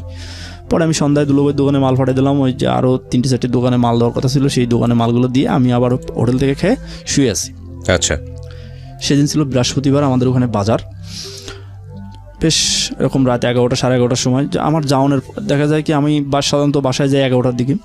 যখন যাই নাই তখন আবার ভাই আসছে, দুলোভাই আসছে, এসে বলে কি ব্যাপার তুই আজকেও বাসায় যাস নাই, তোর কারণ কি, সমস্যা কি? ভাইয়া একটু সমস্যা হয়েছে। আমি তখন অনেক কথা বললো ভাইয়া, তারপর আমি বললাম যে ভাইয়া একটু সমস্যা হয়েছে, তা আমি তোমার পরে বলবো নি, তুমি যাও এখন বাসায়। তো বললো ঠিক আছে, তোদের সমস্যা তোরা বোঝ, আমি গেলাম বাসায়। আর ওর শরীরটা আসলে ততটা ভালো না, যার জন্য ও লেট করলো না, চলে গেল। সেদিন ছিল শুক্রবার, আমার আবার শ্বশুরবাড়ি থেকে দাওয়াত করছে যে যেহেতু কালকে শুক্রবার তুমি জুম্মার নামাজ আদায় করে আমাদের বাসায় খাওয়া দাওয়া করবা। তো আমি ঠিক আছে যাবানি। এখন আগে আমার জামা কাপড় আমার আফাকে আসতো, আমি নিজে পরিষ্কার করতাম, আমার আফাই পরিষ্কার করতো। আর যখন আমি বিয়ে করলাম তখন আমার ওয়াইফ বললো যে নিজে এইগুলো না করে তুমি তো আমার কাছে পাঠাই দিতে পারো, বা আমি যখন যাই বা আমার বোন যখন যায় স্কুলে তখন তো তুমি ওদের কাছে ব্যাগে ভরে দিয়ে দিলে, বা তুমি যখন মাঝে মধ্যে আসো ব্যাগে ভরে নিয়ে আসো, আমি ওগুলা পরিষ্কার করে দেবো, আবার তুমি আমার কাছে পাঠিয়ে দেবা, আমি দোকানে পাঠিয়ে দেবো, বাট তুমি আমার অপরিষ্কার হইলে তুমি আমার কাছে পাঠিয়ে দেবা। তো আমি বললাম যে এটা তো আসলে খারাপ কথা না, ভালো কথা, আমারও একটু সময় বাঁচলো। তো আমি এভাবে জামা কাপড় ওর কাছে পাঠিয়ে দিতাম। তো সেদিন শুক্রবার দাওয়াত করছে আমারে, দাওয়াত করার পরে আমি জুম্মার নামাজ আদায় করে আমি ওদের বাসায় গেছি। তো খাওয়া দাওয়ার এক পর্যায়ে বলতেছি কি যে আমি দোকানে যাই, যে দোকান খুলি। তো বলছে ঠিক আছে দোকানে যাও, তা এই জামা কাপড় যেগুলো আনছিল সেগুলো নিয়ে যাও, আমার আয়রন করা হয়ে গেছে, তুমি ওগুলো নিয়ে যাও। তো একটা ব্যাগে ভরে আমার দিয়ে দিস। জি। এক পর্যায়ে আমি ওইটা ব্যাগটা হাতে করে নিয়ে দোকানে আসলাম। দোকানে এসে দোকান খুলবো, দোকানের দরজাটা খুলে আমি শার্টটা খুলে গেঞ্জি গায়ে দিয়ে দোকানটা খুলবো। সে সময় আমার আফা আসছে, এসে বল তুই খাইতে যাস না কেন, আর ব্যাগে কি আনছিস? তা বলছি ব্যাগে জামা কাপড়। কয় ব্যাগে তো খাবার আনছিস, তুই বাসায় খাচ্ছিস না শ্বশুরবাড়ি খাচ্ছিস? তাহলে আমি শ্বশুরবাড়ি খাই না, আমি হোটেলে খাই, আর ব্যাগে আনছি জামা কাপড়। কেন বিশ্বাস করে না, ও দোকানের ভিতরে যেয়ে ওই ব্যাগ উল্টায় দেখে যে ঠিকই জামা কাপড়। তো বলতেছে তুই হোটেলে খাচ্ছিস কেন? তা আমি বললাম যে হোটেলে খাচ্ছি কেন, তা তুমি বুঝতেছো না কেন হোটেলে খাচ্ছি? তো বলে আমি কি বুঝবো? কি বুঝবো মানে তুমি কালকে গত পরশুদিন তুমি মার্কেটের সামনে দাঁড়ায় যে কথাগুলো বললা, আমি পাশ থেকে যাচ্ছিলাম টাকা ভাঙাইতে, কি কথাগুলো বললা? বলে যেটা সত্য সেটাই বলছে। আমি এই জন্য আমি যাই নাই খাইতে, আমার একটু রাগ হয়েছে, এই জন্য যাই নাই, যা আমি পরে যাওয়ানি খাইতে। এই কথা বলার পরে ও বিচ্ছিরি ভাষায়, যা আসলে আমি প্রকাশ করতে পারবো না এখন, যে কোন ভাষায় আমাকে অনেকগুলো কথা বললো। বলার পরে আমি বলছি কি তুমি যাও বাসায়, আমি পরে যাওয়ানি। বললো না, এইগুলার আজকে সব হবে, মানে কই জবাবদিহি করতে হবে তোকে। এই জমি কেন তোর বলে, তারপরে কেন তুই এগুলো করতেছিস, তুই খাওয়া দাওয়া কেন হোটেলে করতেছিস, কেন শ্বশুরবাড়ি করতেছিস, আর এই জমি কেন তোর বলে, সেটা তোর উত্তর দিতে হবে। ভাবনা তখন আমি ওকে বলি যে হয়তো ওকে দোকান থেকে বের করে দেবো, আর তা না হলে কিন্তু তোরে আমি গায়ে তুলবো, এইটা আমি বলি যে ভাষাটাও ব্যবহার করে। তো আমার দোকানের পাশে তখন অলরেডি 20 থেকে 25 জন ব্যক্তি দাঁড়িয়ে আছে শুনছে এই কথাগুলো। তো ও ওখান থেকে চলে যায়, আরেকজন ব্যক্তি এসে, সন্তোষবাবু তার নাম, সে সন্তোষবাবু এসে ওর হাত ধরে নিয়ে চলে যায়, বলে আফা আসো বাসায় চলো, এখানে ঝগড়া করো না। তো যখন বাসায় যায় তখন আমি ভাবছি যে ও যে নিশ্চিত দুলাভাইয়ের সঙ্গে উল্টো পাল্টা কথা বলবে, আমি জায়গা। পরে আমি দোকান না খুলে বাসায় গেলাম, বাসায় যে দেখি যে ও কাঁদতেছে। তখন আমি যে বললাম তুই কাঁদতেছিস কেন, তুই নিজেই সব কিছু করলি, আবার তুই উল্টা কাঁদতেছিস কেন লেগে। তখন দুলাভাই বলতেছে কি বুঝছি, সবই আমি বুঝতে পারছি, এখন আমার আর বোঝানো লাগবে না। তাহলে তুমি কি বুঝছো, কয় তুই ওর মারলি কে? আল্লাহ আমি ওর কিন্তু মারি নাই, সে কিন্তু এমন একটা ভাষা, তখন আমি বলতেছি না যে সে কি বলছে, সে এমন একটা ভাষা ব্যবহার করছে যে আমি বলতে বাধ্য হয়েছিলাম হয় তোরে গলা ধরে বের করে দেবো দোকান থেকে, আর তা নাহলে কিন্তু তোর মরার সময় হয়ে গেছে। আমার দুলাভাই তখন বিশ্বাসই করে না যে সেই ধরনের কোনো কথা বলছে। তো আমি ঘরের ভিতরে লাফ দিয়ে চলে গেছি। যাওয়ার পরে আমি বলতেছি কি ঠিক আছে, তোরা যখন বিশ্বাস করতেছিস না, তো আমি পবিত্র কোরআন শরীফটা হাতে নিছি, হাতে নিয়ে বলতেছি কি আমি এই কোরআন শরীফ ছুঁয়ে বলতেছি যে সে এরকম একটা খারাপ কথা বলছিল বিধায় আমি তাকে এই কথাটা বলছিলাম, সে বলুক না। উল্টা আমাকে বলে তুই তো কাফের হয়ে গেছিস, তো যা, তোর কিছু বলা লাগবে না, তুই যা পারিস তাই কর। যদিও আমরা এটা অনেক প্রচার করলাম প্রিয় শ্রোতা, বাট আমরা আপনাদেরকে সতর্ক করছি, ধর্মীয়ভাবে পবিত্র ধর্মগ্রন্থে, বিশেষ করে আমাদের ইসলাম ধর্মে পবিত্র ধর্মগ্রন্থ হাতে নিয়ে শপথ করা এটা মহা গুনাহের কাজ, এবং এই কাজটা আপনারা করবেন না। এটা আল্লাহ অখুশি হন। সেটা যদি আপনার সত্য হয়ে থাকে তবুও অন্যায়, মিথ্যা হয়ে থাকলে তো কথাই নেই। জি বলুন। তারপর তো আমি দোকান থেকে বেরিয়ে গোসল করে হালকা নাস্তা করছি, চায়ের দোকান থেকে একটা কেক খাইলাম, একটা চা খাইলাম, খুলনা যাবো মাল কিনতে। এমন অবস্থায় দেখি আমার দুলোভাই যে আমার দোকানে তালা মারতেছে। দুলোভাই কি আপনার দোকানে তালা মারছে? ওকে, যাই হোক বিষয়টা যেভাবে হোক সমাধান হয়ে গেল। আমার আব্বু আম্মা আসলো, আসার পরে বললো যে ঠিক আছে, এই বিষয়টা আমি সবাইকে জানালাম। জানানোর পরে আমার আব্বু আম্মা আসলো, আসার পরে বিষয়টা সবাই এক জায়গায় বসে সমাধান করে দিল। তো বিষয়টা সমাধান করে দিল, দেওয়ার পরে যে যার মতন ব্যবসা করতে শুরু করলাম আবার। তো ব্যবসা শুরু করছি, তো হঠাৎ আমার আম্মা একদিন অসুস্থ হয়ে পড়লো। আচ্ছা। তখন আমার ছোটো বোনটি ফোন দিয়ে কান্না করতেছে। তো আমাদের সাধারণত আমার আম্মা থাকে গ্রামেতে, আর মাঝে মধ্যে আসে মোংলাতে। তো আম্মা পড়ে গেছে। তো আমি বলছি তো আমাদের ওখানে তো হাসপাতাল, তাৎক্ষণিকভাবে কোনো হাসপাতাল নাই, আর যারা ডাক্তারগুলো আছে তাদেরকে আমি বললাম কি আমি একজন ডাক্তারের কাছে ফোন করলাম যে ভাই এই ব্যাপার, আম্মাকে একটু দেখে আসেন। তো উনি গেল, যাওয়ার পরে বললো যে আমার পক্ষে সম্ভব না, তুমি সাতক্ষীরা নিয়ে যাওয়ার ব্যবস্থা করো। তো আমি আমার বোনকে বললাম যে ঠিক আছে, রাতটুক যেভাবে হোক কাটাতে হবে, সকালে সাতক্ষীরা নিয়ে যেতে হবে, হাসপাতালে নিয়ে যেতে হবে। বড় ভাই তখন সাতক্ষীরা থাকে অলরেডি, জি, ওখানেই বাড়ি করছে, ওখানেই সব কিছু, সে ওখানে বাড়িতে আর কোনো খোঁজখবর রাখে না সে, জি। তো আমি ভাইয়াকে ফোন করলাম যে ভাই এই অবস্থা, আমার তো এরকম, তা আমি আমাকে পাঠাচ্ছি, তুমি ইমার্জেন্সি ডাক্তার দেখানোর ব্যবস্থা করো। কয় ঠিক আছে আসুক। আম্মা গেল, যাওয়ার পরে আমার বলতেছে কি শায়ন আমার কাছে তো টাকা নাই। আমি ঠিক আছে, টাকার টেনশন করা লাগবে না, আমি দিবানি টাকা। পরে আমাকে হাসপাতালে নিয়ে গেল। হাসপাতালে নিয়ে যাওয়ার পর ওনারা দেখে, রোগীর অবস্থা দেখে, রোগীর বিস্তারিত দেখে, ওনারা ইমার্জেন্সি কিছু টেস্ট করলো। টেস্ট করে বললো যে এই রোগী আমাদের এখানে অ্যালাউ না, আপনারা খুলনা নিয়ে যান। তখন আমার বড় ভাইকে একটু টাচ দিল যে হয়তোবা সম্ভবত এনার ক্যান্সারে রোগ আক্রান্ত, ক্যান্সার রোগে আক্রান্ত বা ক্যান্সার সেল আছে শরীরের মধ্যে, হইতে পারে, আমরা সঠিক বলতে পারবো না। ওনারা সঠিক বললো না, তবে এরকম হইতে পারে ওনারাকে বললো। আচ্ছা, ওই সময় আপনি ছিলেন? জি না, আমি তখন মোংলাতে, আমার বড় ভাই ছিল যখন। তো বড় ভাই বললো যে আমার কাছে টাকা নাই, আমি আবার 10,000 টাকা বিকাশ করে পাঠাই দিলাম। তো যখন ভাই আমাকে এটা বললো, তখন আমি দোকান বন্ধ করে দিয়ে দোকানে পিছিয়ে বসে বসে কান্না করতেছি, জানলা আমি কি করব। তখন আমি আর দোকানদারি করতে পারলাম না। সকাল তখন সম্ভবত বেলা 1টা কিংবা 1:30 বাজে, যখন রিপোর্ট হাতে পাইলো, তখন আমি আমার ছোটো বোনকে বললাম কি যে আমার তো আসলে শারীরিক একটু সমস্যা হয়েছে, তা ওনারা ওষুধ দিয়ে দিচ্ছে তাৎক্ষণিকভাবে, তুমি বাসায় নিয়ে যাও, সমস্যা নেই। আমার বাড়িতে গেলাম, বাড়িতে যেয়ে আমাকে সরাসরি প্রথম ওই যেদিনই গেলাম ওই দিনই বললাম যে তোমাকে নেওয়ার জন্য কিন্তু আমরা আসছি, তোমাকে মোংলাতে যেতে হবে। কেন হয় এরকম ইমার্জেন্সি? তা আমি আমার ওয়াইফকে বলছিলাম যে তুমি বলবা যে তোমার কিছু কাজ আছে, বলতে যে আমাদের যে কাজটুকু বাকি আছে অর্থাৎ সামাজিকতা এই অনুষ্ঠানটা আমরা আর করতে চাচ্ছি না, আপনারা সবাই এক জায়গায় বসে একটা মীমাংসা করে দিলে আমরা সেইভাবে সংসার দিয়ে শুরু করবো। তো আম্মা বল ঠিক আছে তাহলে কালকে যাবো। পরে আম্মাকে ওই কিছু না বলে আমি নিয়ে চলে আসলাম মোংলাতে এসেই আমি পরের দিনে আম্মাকে নিয়ে খুলনা চলে আসলাম। হ্যাঁ, তো সেখানে আমি যাওয়ার পরে ওনাকে দেখানোর পরে উনি বললো কি যে এটা তো সঠিকভাবে বলতে পারবো না, এটা বায়োপসি করতে হবে। ব্লাড ওঠানোর পরে বায়োপসিতে পাঠানোর পরে বায়োপসির রিপোর্টটা আমি ইমার্জেন্সি নেওয়ার জন্য যেদিন পাঠাইলাম তার পরের দিনে আমি ডাক্তারের সঙ্গে গেলে ডাক্তার বলতেছে কি 1 সপ্তাহ সময় লাগবে। তা আমি আমার অবস্থা দেখে বললাম যে 1 সপ্তাহ তো আমার জন্য অপেক্ষা করা সম্ভব না, এটা কুরিয়ারে আসবে। তা আমি ডাক্তারের কাছ থেকে অ্যাড্রেস নিয়ে আমি ঢাকা মিরপুর চলে আসলাম ওই রিপোর্টটা নেওয়ার জন্য, যে আমাকে যত দ্রুত সম্ভব এই রিপোর্টটা নিতে হবে। তো আমি আসার পরে রিপোর্টটা ওনারা দিয়ে দিল। দেওয়ার পরে আমি আবার ডাক্তারের কাছে গেলাম, যাওয়ার পরে বললো যে এটা তো ক্যান্সার জীবাণু আছে এবং ভিতরে পুরোটাই মনে হয় নষ্ট হয়ে গেছে। জি। তো আমাদের এখানে এর কোনো চিকিৎসা নেই, আপনি ঢাকা নিয়ে যান।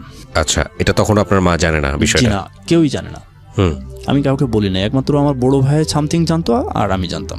তখন আপনি শিওর হতে পারেননি যে আসলে ক্যান্সারের এটা আছে কিনা? ওকে।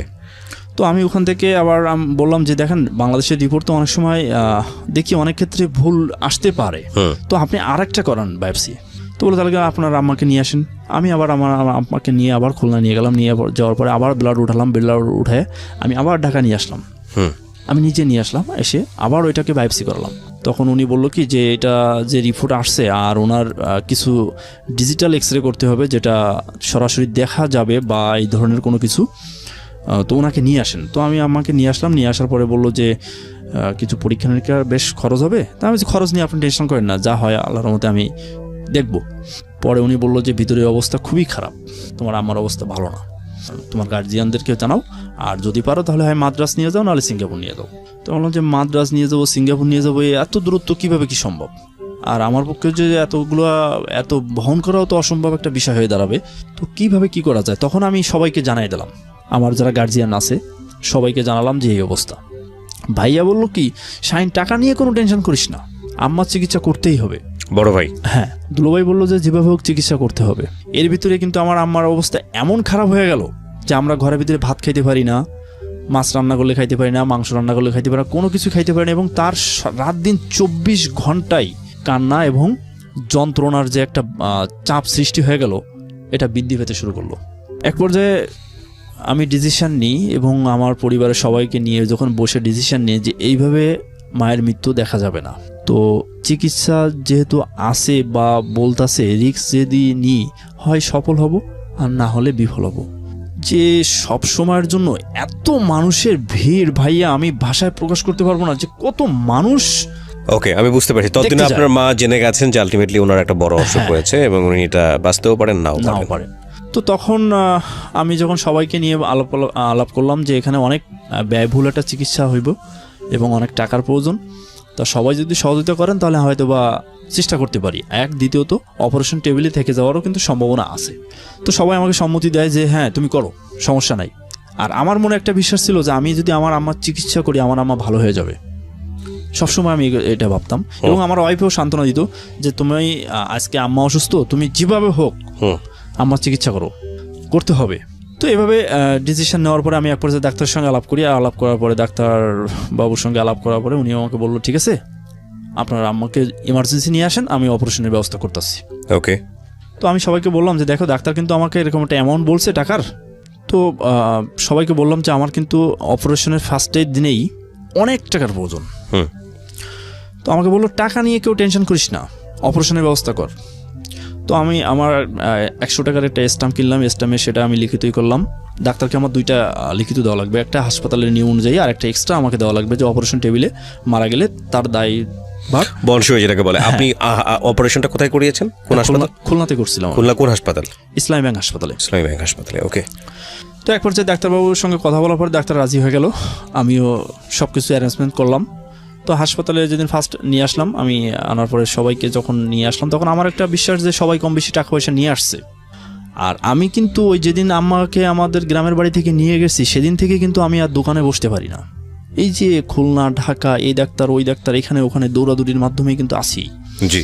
আমি কিন্তু কন্টিনিউ আর দোকানে বসতে পারি না। আব্বু বসে দোকানে, কিন্তু আব্বু বসলে অতটা বেচা কেনা আবার হয় না। আব্বুর হচ্ছে ডান কানে একটু সমস্যা আছে আর উনি থাকলে আসলে অতটা বোঝেও না বিষয়গুলো। হ্যাঁ, তো টাকা পয়সার আমার নিজেরও সংকট বেঁধে গেল। তো আমি যখন আম্মাকে হাসপাতালে নিয়ে গেলাম তখন আমার কাছে টাকা সামথিং কিছু টাকা পয়সা আছে। তো আমার বিশ্বাস যে সবাই যেহেতু আমাকে এত আশ্বাস দিচ্ছে এবং সবাই যেহেতু অগ্রসর হচ্ছে, তাহলে নিশ্চিত সবাই কম বেশি টাকা নিয়ে আসছে। তো হাসপাতালে যখন আসলাম তখন কাউন্টারে আমাকে ডাক দিল যে ভাই আপনি টাকা জমা দেন কাউন্টারে। তো দেখি যখন টাকার কথা বলছে তখন এ সাইডে চলে যায়, ও সাইডে চলে যায়, ও ওখান থেকে ছুটি করে চলে যেতে লাগলো। এ কাজে যায়, ও কাজে যায়, এখানে ওই কাজের জন্য যায়, ওখানে ওই কাজের জন্য যায়, কিন্তু কাজ সব আমার করতে হচ্ছে। এই ব্লাড ম্যানেজ করা, এই ঔষধ বা অন্য যে কোনো কাজ সবগুলো আমার করতে হচ্ছে, কিন্তু নামে যাচ্ছে অনেকেই। তো আমি হাসপাতালে কাউন্টারে বললাম যে ভাইয়া আপনি সব কিছু অ্যারেঞ্জ করেন, আমি টাকার ব্যবস্থা করতেছি। আচ্ছা। তো হয়তো বা উপর আল্লাহ শুক্রিয়া, আমি কয়েকজনকে ফোন করি যে আমার ইমার্জেন্সি টাকা লাগবে। তবে হ্যাঁ, ব্যবসার খাতিরে অনেকের কাছ থেকে টাকা ধার নিতাম, সময় মতো আবার তাদেরকে দিয়ে দিতাম। তো বলার সঙ্গে সঙ্গে তারা আমাকে টাকা পাঠিয়ে দিল। আপনার উপর বিশ্বাস ছিল অথেন্টিসিটির কারণে। হ্যাঁ, তারা যে কোনো মাধ্যমে হোক, বিকাশ, ব্যাংক, এভরিথিং, অনেকেই চলে আসলো মোটরসাইকেল নিয়ে, এসে আমাকে টাকা দিয়ে গেল। আচ্ছা। তো আমি এক পর্যায়ে টাকা কাউন্টারে কিছু কম জমা দিলাম, দিয়ে বললাম যে ঠিক আছে আপনি এটা রাখেন, বাদ বাকিটা আমি ব্যবস্থা করতেছি, আপনি আগে অপারেশনের ব্যবস্থা করেন। আর টাকা না দিয়ে তো আমি যে হাসপাতাল থেকে চলে আসি এমন তো না।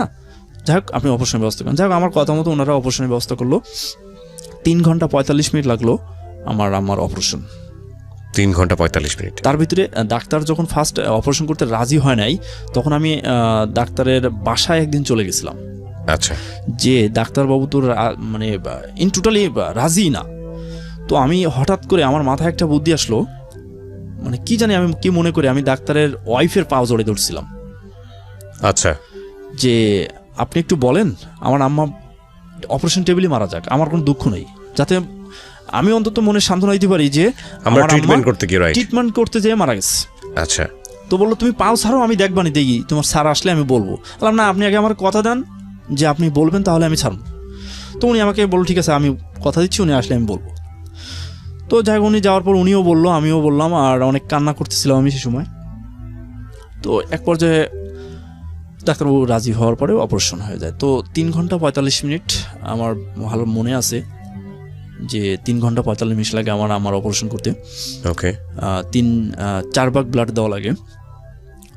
তো যখন অপারেশন থিয়েটার থেকে যখন ডাক্তার সাহেব বেরিয়ে আসে, তখন আমার মাথাটা ধরে উনি ঝাঁকি দিয়ে বলে, বেড়া তোর সাহস আছে, এটুক বলে উনি চলে যায়। তো ওখান থেকে বের করে আইসিইউতে রাখে। আচ্ছা। আইসিইউতে রাখি, তো কিন্তু মনকে সান্ত্বনা দিতে পারি না যে আমি আম্মার সঙ্গে কোন সময় কথা বলবো। তো একটানা 3 দিন ফার্স্টে আইসিইউতে রাখলো। তো রাখার পরে আমি এই 3 দিনের ভিতরে কিছুই খাই নাই। আর টাকা পয়সা কেউ 200 পাঠায়, কেউ 300 পাঠায়, কেউ 400 পাঠায়, আমি এখন দিতে পারতেছি না, আমি 15 দিন পরে দেবো, এরকম একটা সিচুয়েশন সৃষ্টি হয়ে গেল। এই কেউ বলতে কি আপনার আত্মীয় স্বজন? আমার আত্মীয় স্বজন, আর যাদের মনে করেন যে যারা আমাকে সাহস যোগাইছে বা যারা আমাকে দেওয়ার কথা বলছে, বা আমার আত্মীয় স্বজন যারা, এটাই। তো আমি টাকা পয়সার কথা ভাবতেছি না, আমি শুধু ভাবতেছি যে আম্মা কোন সময় সুস্থ হইব, এরকম একটা চিন্তা আমার মাথার ভিতরে। তো যাই হোক, আল্লাহর রহমতে আমার আম্মার জ্ঞান ফিরে, আমার সঙ্গে মানে কথা বলতে পারি না, কিন্তু চোখে দেখতে পারি, উনি আমাদেরকে দেখতে পারে। আইসিইউর ভিতরে আমি যে কথা মানে দেখে আসি, সেখান থেকে বেশ 25 দিনের মতন হাসপাতালে থাকি। আম্মা মোটামুটি একটু সচ্ছল হলো। সচ্ছল বলতে যে অপারেশনের যে ধাক্কাটা, ওই ধাক্কাটা কেটে গেল। যাওয়ার পরে ওখান থেকে আমাকে অ্যাম্বুলেন্সে করে বাসায় নিয়ে আসি, হাসপাতাল থেকে রিলিজ দিল, বাসায় নিয়ে আসলাম। বাসায় নিয়ে আসার পরে ওনারা ওখান থেকে আবার ওই যে অপারেশনের যে মাংস, ওইটা প্রায় 5 থেকে 6 কেজি মাংস হয়েছিল আমার ধারণা। ওকে। আমার ধারণা যে এরকম এতটা মাংস হইব, কারণ বডিতে কোনো মাংস নাই। 2 বগলের তলে, বডিতে, গলার, পেটের মানে চর্বি যেটা আমরা বলি, এগুলো সব কেটে কেটে বের করেছে। কেটে কেটে বের করছে। তো আমি একটা বক্স নিয়ে গেছিলাম, সেই বক্সে দিছিল। ওরে বাবা, তো আমি সেই বক্সটা আমার হাতে নিয়ে আমি কতদিন রাত্রে আমি ঘুমাইতে পারি না, যে এখনো দেখি যে বক্সটা আমার হাতে আছে। যাই হোক, আমি ওই বক্সটাকে আবার বায়োপসি করার জন্য পাঠাই দিই। তো বায়োপসি করার জন্য যখন পাঠাই, তখন ওনারা বলে যে এটা বায়োপসি করতে মিনিমাম 28,000 টাকা লাগবে। তা আমি বললাম অসম্ভব, 28,000 টাকা লাগবে কেন, এত বেশি কেন? পর আরেক জায়গায় গেলাম, আমার এক দাদার মাধ্যমে ইসলামিক হাসপাতালে থেকে করলাম। তো বললো যে 14,000 টাকা লাগবে। ঠিক আছে করান, সমস্যা নেই। তো আমার 2 ভাই, আমরা 3 ভাই এক জায়গায়, 2 জনে মিলে আমাকে টাকা দিতে পারলো না, আমাকেই দিতে হলো। বাট আমি দিলাম, আমার কোনো আফসোস নাই। যেখানে যা লাগতেছে আমার কাছে যতক্ষণ থাকতেছে দিচ্ছি, না থাকলে আমি অন্যর মাধ্যমে আনাচ্ছি, এনে আমি দিচ্ছি। এভাবে চলতে থাকলো। তো যখন ওই অপারেশনের পরে যখন আবার বায়োপসি করানো হলো, তখন আবারও খারাপ আসলো রিপোর্ট। আবারও খারাপ আসলো? জি। তো আমার গ্রামে ইন দ্য মিন টাইম কত লক্ষ টাকা খরচ হলো আপনার এই বায়োপসির কি বলে অপারেশন প্লাস হচ্ছিল এগুলো টেস্ট করার জন্য? এটা আমি আসলে ভাইয়া আনুমানিক ওই সময়ের মধ্যে হাসপাতাল থেকে ফেরার ভিতরেই আমার দেখা যায় যে 3 থেকে 4 লাখ নেমে গেল। ওকে। এবং সেটা সম্পূর্ণ স্পন্সরই, 99% স্পন্সর আপনি? ওকে। তো এর ভিতরে যখন বায়োপসি রিপোর্ট আবার খারাপ আসলো, তখন আমি ডিসিশন নিলাম আবারও একটা বায়োপসি রিপোর্ট করাবো। তো আবার একটা বায়োপসি রিপোর্ট করাই, সে এটাও খারাপ আসে। তখন ডাক্তার আমাকে বললো কি যে যেহেতু এত বড় রিস্ক নিছো, আর যেহেতু এখন অপারেশন থেকে সাকসেসফুল হয়েছো, আর ভিতরে কিছু জীবাণু রয়ে গেছে, তো এখন কেমোথেরাপি দিলে হয়তো বা আল্লাহর রহমতে উনি ভালো হয়ে যেতে পারে। আর ওই একটা বিষয় বললাম যে আমার আম্মা যে মৃত ব্যক্তির বাড়িতে যে বাঁশ দিত, আর আমাদের বাড়িতে ক্যান্সার শোনার পর থেকে এত বেশি মানুষের আনাগোনা হয়ে গেল যে মানুষ বাড়িতে খাইতো আর আমাদের বাড়িতে যে কুলি ফেলতো, এরকম একটা অবস্থা, গ্রাম্য ভাষায় যেটাকে বলে। এবং অনেক আশপাশ গ্রাম থেকেও মানুষ দেখার জন্য আসতো, কিন্তু আম্মা তো আমার এখানে থাকতো, আম্মা বাড়িতে সে সময় পাঠায় নাই। পরবর্তীতে আমি আম্মাকে অপারেশনের কিছুদিন পরে বাড়িতে পাঠালাম, একই অবস্থা, একই সিচুয়েশন। এবং 5 ওয়াক্ত নামাজের পরে প্রতিটা মসজিদে আমার আম্মার জন্য দোয়া হইতো। আমি হাজার শুকরিয়া সবার কাছে, আমার গ্রামের প্রতিটা মানুষের কাছে।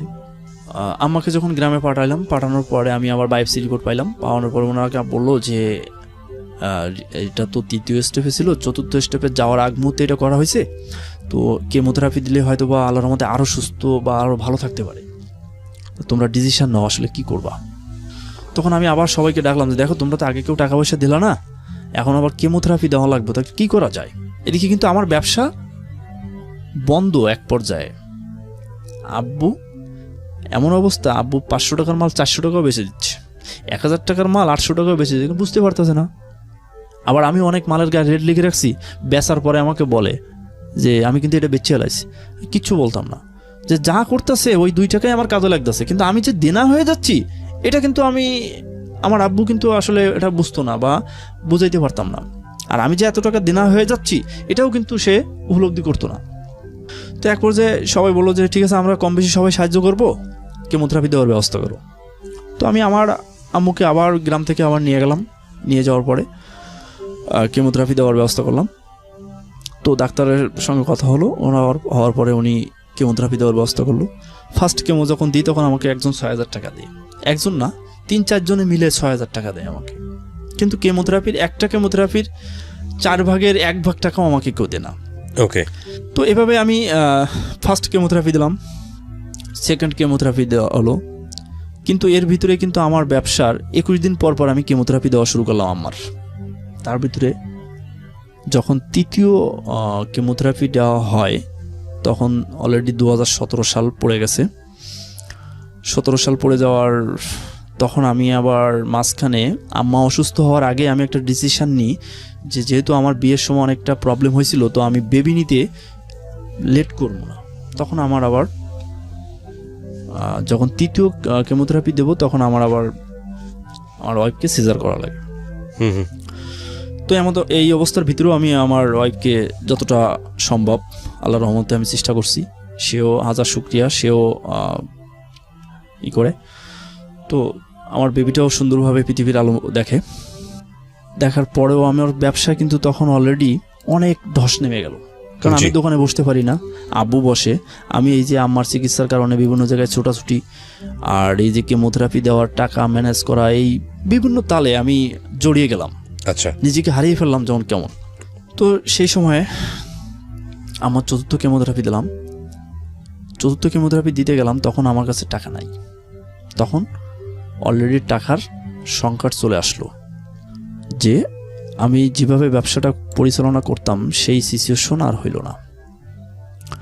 এবং যখন ওই আমার দুলোভাইয়ের সঙ্গে যখন গ্যামজাম সৃষ্টি হয়েছিল, তখন আমার ব্যবসার কিন্তু কিছুটা ক্ষতি হয়েছিল, অনেক বড় ক্ষতি হয়েছিল, যেটা আমি বলতে ভুলে গেছিলাম। তবুও আমি ব্যবসার সেটাকে সামলে নিয়েছিলাম নিজের চেষ্টায়।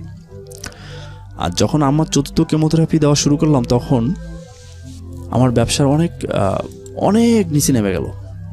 যাওয়ার পরে আমি কেমোথেরাপি দিতে পারি না, মানে ওই পয়সাটা আপনার হাতে নাই? না। তো আমি রাত্রে দোকান বন্ধ করে বাসায় গেলাম। বাসায় যাওয়ার পরে কান্না করতেছি শুয়ে শুয়ে, যে আমি এখন কিভাবে কেমোথেরাপিটা দেব, কোনো দিশা পাই না। না পাওয়ার কারণে আমার ওয়াইফ আমাকে বলে, টেনশন করো না, একভাবে না এক ব্যবস্থা হয়ে যাবে। তা আমি বলছি, কী ব্যবস্থা করব, আমার কাছে টাকা আছে এই সামথিং, এই কয় টাকা, আমি কেমোথেরাপি কিভাবে দেবো?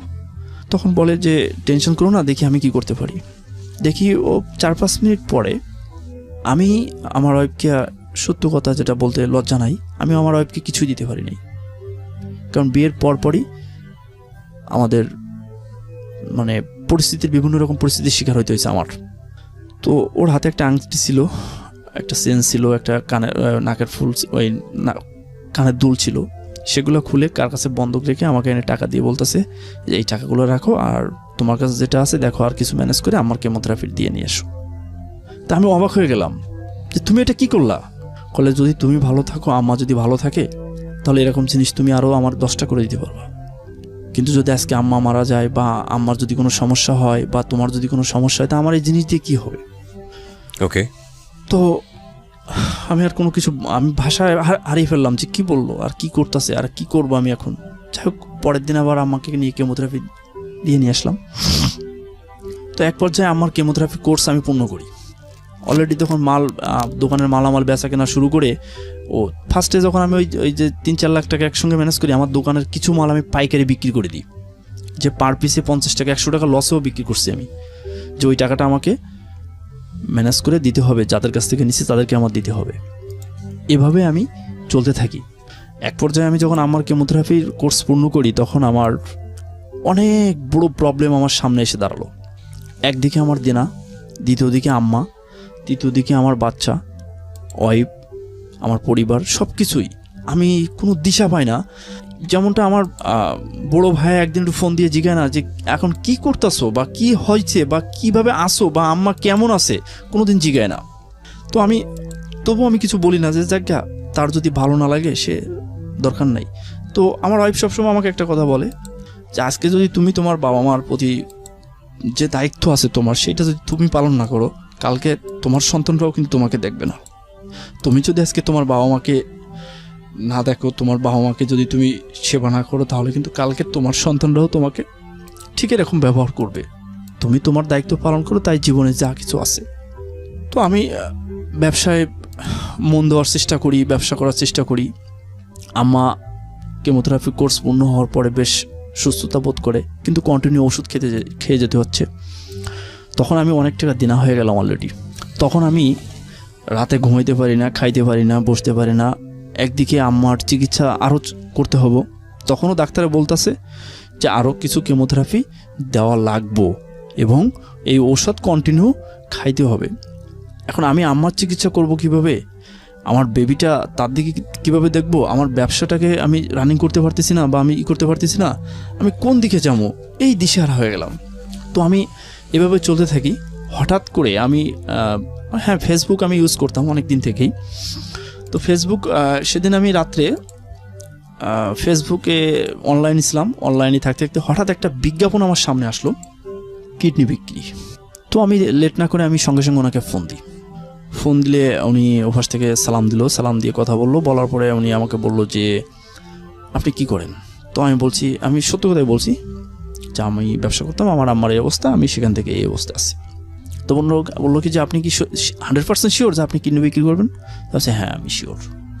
তো ওনাকে যখন আমি ফোন দিলাম, যখন ওনার সঙ্গে কথা হলো, তখন বললো হ্যাঁ আমি 100% শিওর। যেহেতু আমার পরিবার বা আমার আত্মীয় স্বজন বা আমার ভাই বা বোনেরা কেউ যখন সাপোর্ট দিচ্ছে না, আর আমার আম্মাকেও বাঁচিয়ে রাখতে হবে, আমার বেবিটাকেও দেখতে হবে, তো যদি আমি আমার একটা কিডনি বিক্রি করায় যদি আমার সম্পূর্ণ পরিবার বা আমার বেবি বা আমার মা বাবা সবাই যদি ভালো থাকে, তো আমি একটা কিডনি বিক্রি করে দিই, আমার লাইফ শেষ, দরকার নাই। এরকম একটা চিন্তা আমার মাথার ভিতরে চলে আসলো। তো ওনার সঙ্গে কন্টিনিউ যোগাযোগ হতে শুরু করলো। তো যোগাযোগ উনি আমাকে বললো যে আপনি প্রস্তুতি নেন, আপনাকে যে কোনো সময় ডাকা হতে পারে ঢাকাতে। ঠিক আছে, আপনি যে কোনো মুহূর্তে আমাকে ফোন দিয়ে আমি ঢাকাতে চলে আসবো।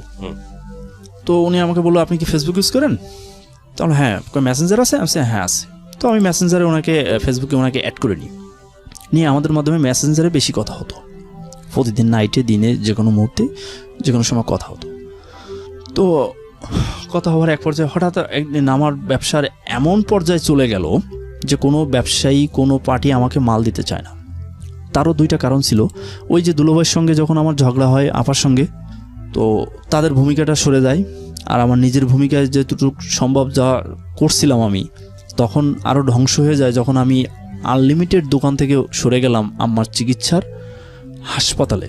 দীর্ঘ 7টা মাস এভাবে কিন্তু আমি হাসপাতালে ছোটাছুটি করছি, যার কারণে কিন্তু আমার ব্যবসার অবনতি শুরু হয়ে গেল। এক পর্যায়ে আমি দিনে বেরোতে পারি না, রাত্রে ছাড়া। আমার ব্যবসায় যে এলাকায় দিগদাস বাজার, ওখানে আমি দিনে বেরোতে পারি না, রাত্রে বের হই। মানে পাওনাদারদের মানে দিতে পারি না সময় মতো, যার কারণে। আর সবথেকে বড় কথা, আগে এক সময় যদি বলতাম যে আমি 2টার সময় টাকা দেবো, 1:30টার সময় টাকা দিতাম, এই লজ্জার কারণে। তো আমি এভাবে চলতে থাকি। তখন আমি দিনে বেরোতে পারি না, আমি রাত্রে বেরোই। তো ওই ঢাকাতে ওনার সঙ্গে যখন আমি যোগাযোগ করি যে কিডনি বিক্রির বিষয়টা নিয়ে, তখন উনি হঠাৎ করে আমাকে একদিন ফোন দিয়ে বলতেছে, আপনাকে শনিবারের সকালে শ্যামলী থাকতে হবে। ওকে। তো আমি বললাম, ভাই আমি তো শনিবারে সকালে যাব, আমার কাছে তো টাকা নাই। তো বললো, আপনাকে যেভাবে হোক ম্যানেজ করে আসতে হবে, সেই রেকর্ডিংগুলো আমার কাছে সবই আছে। তো আপনি আসেন, আপনাকে টাকার ব্যবস্থা করা, আপনি আসলে আপনাকে টাকা দেওয়া হবে, আপনি যেভাবে হোক ব্যবস্থা করে আসেন। তো এমন অবস্থা আমি ততদিনে কি কথাবার্তা হয়েছিল যে কত টাকা কন্ট্যাক্ট হবে? হ্যাঁ, কত টাকা কন্ট্যাক্ট হয়েছিল? উনি আমাকে বলছিল 22 লাখ টাকা দিবে আমাকে, একটা কিডনির জন্য আপনাকে 22 লাখ টাকা দিবে। ওকে। তো আমি সেদিন ছিল বৃহস্পতিবার, কথা বলার পর শুক্রবার দিন সন্ধ্যাবেলা আমি মোংলা থেকে রওনা দিই। তো আমি আমার ওয়াইফকে বলি নাই যে আমি এরকম একটা কাজের জন্য যাচ্ছি বা এই কাজের জন্য যাচ্ছি। তো আমি মোংলা থেকে সরাসরি ঢাকার গাড়িতে না উঠে আমি কাটাখালী চলে আসি। কাটাখালী এসে দেখি আমাদের খুলনায় তখন যে বিশ্ব ইজতেমা হচ্ছিল, খুলনায় ইজতেমা হচ্ছিল, তো প্রচুর পরিমাণে রোড জ্যাম, যার কারণে গাড়ি আসতে বিলম্ব হচ্ছে। তো আমি ওখানে বসে চা খাচ্ছি। চা খাওয়ার পর ওখানে অনেক কাউন্টার থেকে অনেকে এসে ডাকাডাকি করতেছে। ঢাকায় মানে কাউন্টারে যে স্বাভাবিকভাবে যেটা হয় ওইরকম বলতেছে, আমার পরিবহনে আসেন, এটা আমার পরিবহনে আসেন, এরকম। তা আমি বলছি, ভাই আমি যেটা ভালো লাগবে সেটাই যাবো। তো হানিফ পরিবহনের উনি এসে বলতেছে, ভাই আমারটা চলেন। তা আমি বলছি, না ভাই আমি যাবো না। কয় কেন? আছি ভাই আপনার হানিফ পরিবহনের যে কয় টাকা লাগবে আমার কাছে তো টাকা নাই। তো এক পর্যায়ে উনি বলতেছে, আপনি কয় টাকা দিবেন? আমি 200 টাকা দিব। তো বলতেছে, না আমি দেবো না। পরে মোহনা পরিবহনের উনি আসলো, আসার পরে ওনাকে বললাম, বললি ঠিক আছে আপনি আসেন, আপনাকে একটা সিট দিচ্ছি। পরে গাড়ি আসলো, বাস আসলো, বাসে উঠলাম। যখন গোপালগঞ্জ পার হই, কন্টিনিউ কিন্তু ওই ছেলেটার সঙ্গে আমার কথা হচ্ছে, আমি গাড়িতে উঠতাছি কি উঠতাছি না এই বিষয় নিয়ে কথা হচ্ছে। তো আমি যখন গোপালগঞ্জ পার হই তখন হানিফ পরিবহন আমাদের আগে উঠছে কিছুটা, আর মোহনা পরিবহন কিছুটা পিছে, সামথিং ডিফারেন্স 2-3 মিনিটের। যখন নগরকান্দা আসি, হানিফ পরিবহন আগে, নগরকান্দা তখন হানিফ পরিবহনের সামনের ডান চাকাটা বাস্ট হয়ে যায়। বাস্ট হয়ে একটা কাভারভ্যানের সঙ্গে মুখোমুখি সংঘর্ষ হয়, যে সংঘর্ষের কারণে সম্পূর্ণ বাসটা এবং কাভারভ্যানে আগুন ধরে যায়। তো হয়তোবা আমার ধারণা যে 3 থেকে 4 মিনিটের ভিতরে আমরা ওই গাড়ির কাছাকাছি চলে যাই। তো আরও কয়েকটা পরিবহনের লোকজন ছিল এবং আমরা ওই মোহনা পরিবহন থেকে আরও 3টে ছেলে নামছিলাম। নেমে অনেক চেষ্টা করছিলাম যে মানুষগুলোকে বাঁচানোর, বা 3 মিনিট এরকম ডিফারেন্স হবে। তো আমি নিজে হাতে 7-8জনকে বের করছিলাম। তো আমরা অনেক চেষ্টার পরে হয়তোবা আমার 27 জন এরকম দেখলাম বের করতে, আর জানি না কতগুলো মানুষ পুরো একবারে নিস্তব্ধ হয়ে গেল। সে দৃশ্য এখন আমার চোখে ভাসে। তখন আমি একটা জিনিস ভাবতেছি যে আল্লাহ, আমি তো যাচ্ছি এই কাজে, আর আমার সামনে পড়লো এই কাজ, আমি কি যাবো এই কাজে? যাই হোক, বলছি বাসা থেকে যখন বেরোছি তখন যাই। ঢাকা চলে আসলাম, সকালে এসে শ্যামলী আসলাম, শাহবাগ আসলাম। আসার পর ওই ছেলেটা আসলো, তার সঙ্গে কথা হলো, নাস্তা করলাম। তখন অনেকক্ষণ আমরা ওয়েট করি একজন ব্যক্তির জন্য, যারা আসলে কিডনি ডোনার যার জন্য প্রয়োজন তিনি আসলো। আসার পরে আমাকে পিজিতে নিয়ে গেল। আমাকে পিজিতে নিয়ে যাওয়ার পরে আমাকে জিজ্ঞালো যে কে, তা আমার কাজিন, জাস্ট এটুকু বললাম। তারা আমার ব্লাডটা টেস্ট করলো। ব্লাডটা টেস্ট করার পরে আমি গোপনে ওই ব্যক্তির নাম্বারটা আমি কালেক্ট করলাম। ওই ছেলেটা জানলো না যে আমি ওনার নাম্বারটা কালেক্ট করছি বা নিয়ে নিছি। তো উনি আমাকে জিজ্ঞেস করলো যে তুমি কি করো, তুমি তো দেখতে তো এই অবস্থা, তুমি এই পথে আসলে কেন? তো আমি ওনাকে সংক্ষেপে বললাম যে দেখেন, আমার এই অবস্থা থেকে এই অবস্থা হয়ে গেছে, এখন তো আমার আসলে কিছু করার নাই, আমার বাধ্য হয়ে এগুলো করতে হচ্ছে। তো উনি একটা মাথা ঝাঁকি দিয়ে বললো যে না, আমার কেমন একটা দিয়ে চলে গেল। তো ওনার নাম্বারটা আমি নিয়ে চলে গেলাম। আর ওনারা আমাকে 1000 টাকা দিল, ওই ছেলেটা যে কিডনি চোরা কারবারির সঙ্গে জড়িত। বেসিক্যালি কিডনি চোরা কারবার। তার মানে হলো আপনি একটা চোরা কারবারির হাতে পড়ছেন। সো আলটিমেটলি কোনো পেশেন্টের এটা লাগবে না, ওরা কিডনিটা নিয়ে হয়তো বা অন্য কোথাও সেল করবে বা কিছু একটা করবে। ওকে, তো আমি ওনার নাম্বারটা কালেক্ট করলাম। কালেক্ট করার পরে আমি মোংলাতে চলে গেলাম। যাওয়ার পরে ওনাকে আমি ফোন দিলাম যে ভাইয়া, আসলে আপনার সঙ্গে তো আমার তেমন কোনো কথা হয় না, ওনাদের সঙ্গে তো কথা হচ্ছে, তো আসলে বিষয়টা কি? তো বললো বিষয়টা কি, আমার যে কোনো একজন কাজিনের জন্য কিডনিটার প্রয়োজন, তা ওনাদেরকে বলছিলাম, ওনারা রুগী অনেকগুলো ম্যানেজ করে দেয় অনেক সময়, তো যার মাধ্যমে ওনাদেরকে বলার পর ওনারা আমাকে ডাকছে যে একজন ডোনার পাওয়া গেছে, আপনি আসেন দেখেন বা ব্লাডটা টেস্ট করান। সেইভাবে আসলাম। তো আমি আপনারা সত্যি কথা বলেন তো আমার সঙ্গে, যেহেতু আমি আমার আম্মার জন্য আমার জীবনের যা কিছু করছিলাম সব আল্লাহর রাস্তায় ব্লেন করছি, আমার কোনো দুঃখ নাই, তো আপনারা সত্যি কথা বলেন তো যে আসলে এটা কেমন কি? তো বলতেছে ভাই, আমি মিথ্যে কথা বলবো কি জন্য খালি খালি? এটা আমরা সাধারণত ওনাদের সাথে কথা হয়েছে, একটা কিডনির জন্য আমরা 3-4 লাখ টাকা, মানে হাইয়েস্ট গেলে 3 লাখ 3.5 লাখ টাকা, তার বেশি না। তো আমি শুনে হতবাক হয়ে গেলাম যে ওরা আমাকে বললো 22 লাখ, এ বলতেছে 3 লাখ, এর ভিতরে নিশ্চিত বড় ধরনের কোনো ঘাবলাস। তখন আমি এতটা আসলে মানে মেমোরিতে রাখি না যে আমার সমস্যার কারণে আমি নিজে কিন্তু এতটাই বিপদগ্রস্ত যে আমি দিনে বেরোতে পারি না, রাতে বেরোই আমি। তো যখন ওনার কাছ থেকে এগুলো শুনলাম, আমি ঠিক আছে রিপোর্টটা আসুক, দেখি কি বলে, রিপোর্ট বেরোক। তো সেখান থেকে 1 সপ্তাহ 2 সপ্তাহের ভিতরে রিপোর্টটা পাওয়া যায়। তো উনি আমাকে বলে যে আপনার এটা ম্যাচ করে নাই, এক সাইড ম্যাচ করছে আর এক সাইড ম্যাচ করে নাই। তখন ঠিক আছে, যখন ম্যাচ করে নাই তখন ওই ছেলেটা আমাকে বললো আপনি টেনশন করেন না, আপনার 1 সপ্তাহের ভিতরে আপনার অন্য ডোনারের সঙ্গে আপনার ব্যবস্থা করা হবে এবং আপনাকে ইন্ডিয়া যেতে হবে, আপনি প্রস্তুতি নেন।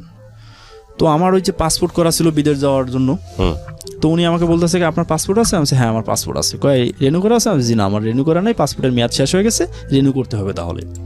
তো এক পর্যায়ে আমাকে বললো যে আপনি রেনু করার ব্যবস্থা করেন। আমি আমার কাছে রেনু করার মতন টাকা পয়সা নাই যে আমি রেনু করব।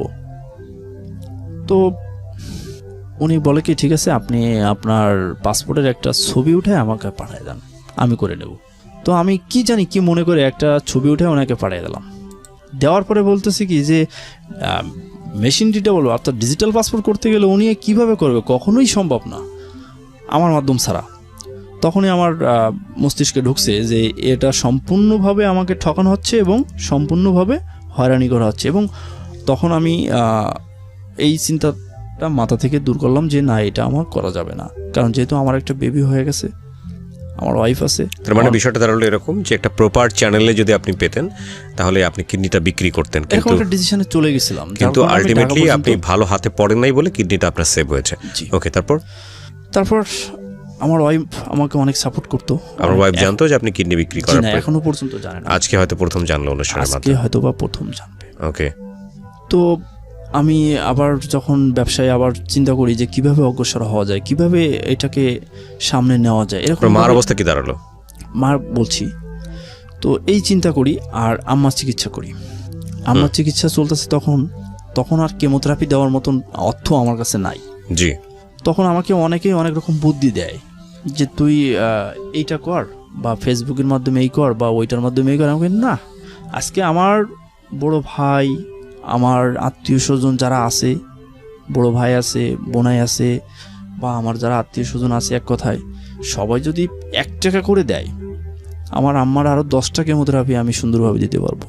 তা আমি আমার মতন একজন মানুষ হয়ে যদি আমি আমার এতগুলো করতে পারি, তা সবাই মিলে কি আমরা একটা দিতে পারতাম না? এই চিন্তা করে আমি কখনো কারোর কথা আমি দিই নাই। আমি নিজের প্রচেষ্টায় যখন আমার ব্যবসা বন্ধ হয়ে গেল, তখনও আমি একটা কেমোথেরাপি দিয়ে নিয়ে আসলাম।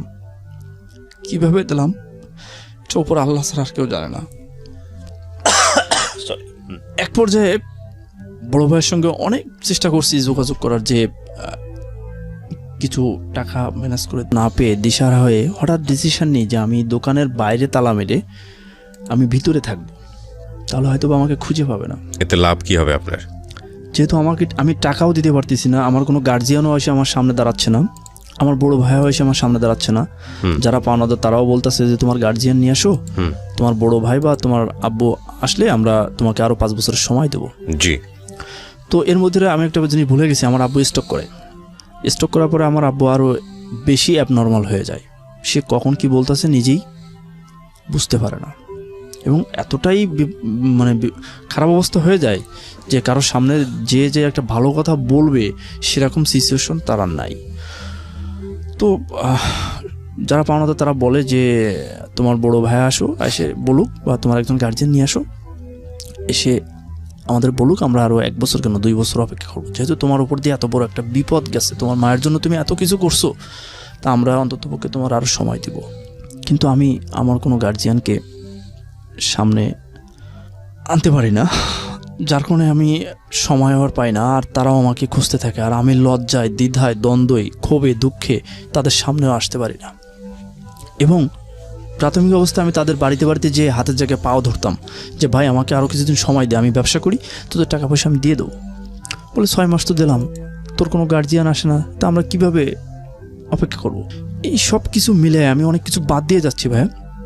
সর্বশেষ একদিকে আমার ওষুধ কন্টিনিউ, চিকিৎসা কন্টিনিউ, একদিকে আমার ওয়াইফ, আমার বেবি, আর আমার ওয়াইফ আমাকে সবসময় এত বেশি সাপোর্ট দিয়ে যায় যেটা আমি আসলে কখনো বলতে পারবো না।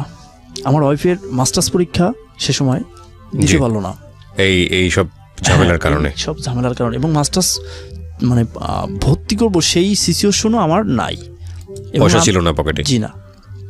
এক পর্যায়ে আমি যখন এই অবস্থায়, তখন দিনে আর বেরোই না, রাত্রে বেরোই, তখন আমি দোকানের ভিতরে 6 মাস কাটেছি। রাত্রেবেলা আমার কয়েকটা ফ্রেন্ড আছে যাদের মাধ্যমে বাজার করতাম, আর রাত্রেবেলা দোকানের ভিতরে রান্না করতাম, দিনের বেলা করতাম না, এবং দোকানের ভিতরে রান্না করে সারাদিন খাইতাম, ঘুমাইতাম, আর রাত্রেবেলা 2-1 বার বাইরে বেরোতাম। 6টা মাস আমি দোকানের ভিতরে এভাবে কাটাইছি। মানে স্বেচ্ছায় একটা জেল জীবন। কারণ আমার কোনো কুল কিনারা ছিল না যে আমি এটা করব, বা আমি এটা আমার সামনে নিয়ে আসবো, বা আমার কোনো গার্জিয়ান এসে বলবে। এ পর্যন্ত বলছি যে আমার শ্বশুর আসুক, বলে তোমার শ্বশুর এসে কী বলবে, তোমার গার্জিয়ান আছে, তোমার বাবা আছে, ভাই আছে, তোমার বোনে আছে, সবাই আছে, তুমি তোমার শ্বশুরকে নিয়ে আসবা কেন? এরকম একটা প্রশ্নের সম্মুখীন হয়ে গেলাম আমি। কিন্তু আমার বড় ভাইয়া কখনো ফোন ধরে না, কথা বলে না। আমার বোনাই তার হার্টের সমস্যা, কিডনির সমস্যা, ডায়াবেটিসের সমস্যা, চোখ কানা হয়ে গেছে, এখন মৃত্যুর সঙ্গে লড়তেছে। তো কেউ এসে সামনে দাঁড়াবে এরকম সিচুয়েশন নাই। লাস্টে বাধ্য হয়ে আমি আমার ওয়াইফের সঙ্গে কথা বললাম যে দেখো আমার তো এই অবস্থা, এখন কি করব? বলে যেভাবে হোক তো বাঁচতে হবে, আমাদেরও একটা বেবি আছে, তোমার বাবা মা আছে, তাদেরকেও দেখতে হবে, আমাদেরকেও দেখতে হবে, তাহলে তুমি যে কোনো একটা ডিসিশান নাও। তো আমি কোনো দিশা না পেয়ে দোকানের ভিতরে দোকানের বাইরে দিয়ে তালা আটকাইতাম, যাতে বুঝতো না যে আমি ভিতরে আসি, আর এই দোকান থেকে মালামাল কিছু বিক্রি করে চলতে থাকলাম। এভাবে চলতে থাকে। আর মাঝে মধ্যে দেখা যায় যে খুব ভোরে ফরজের আজান দিলে বেরিয়ে যেতাম, যে বাবুর সঙ্গে একটু দেখা করে ওই দূরে কোথাও যেয়ে বসে থাকতাম, সারাদিন বসে থাকতাম, রাত 11টা-12টার দিকে আসতাম বাজারে। আর আম্মা চিকিৎসা চলতেছে, ঔষধ খাচ্ছে, আর রাত দিন 24 ঘন্টা তার কাছে কাঁদা ছাড়ার কোনো উপায় নাই।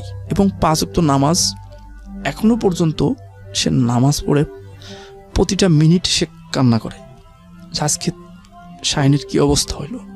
শুধু এটাই তার মুখের কথা।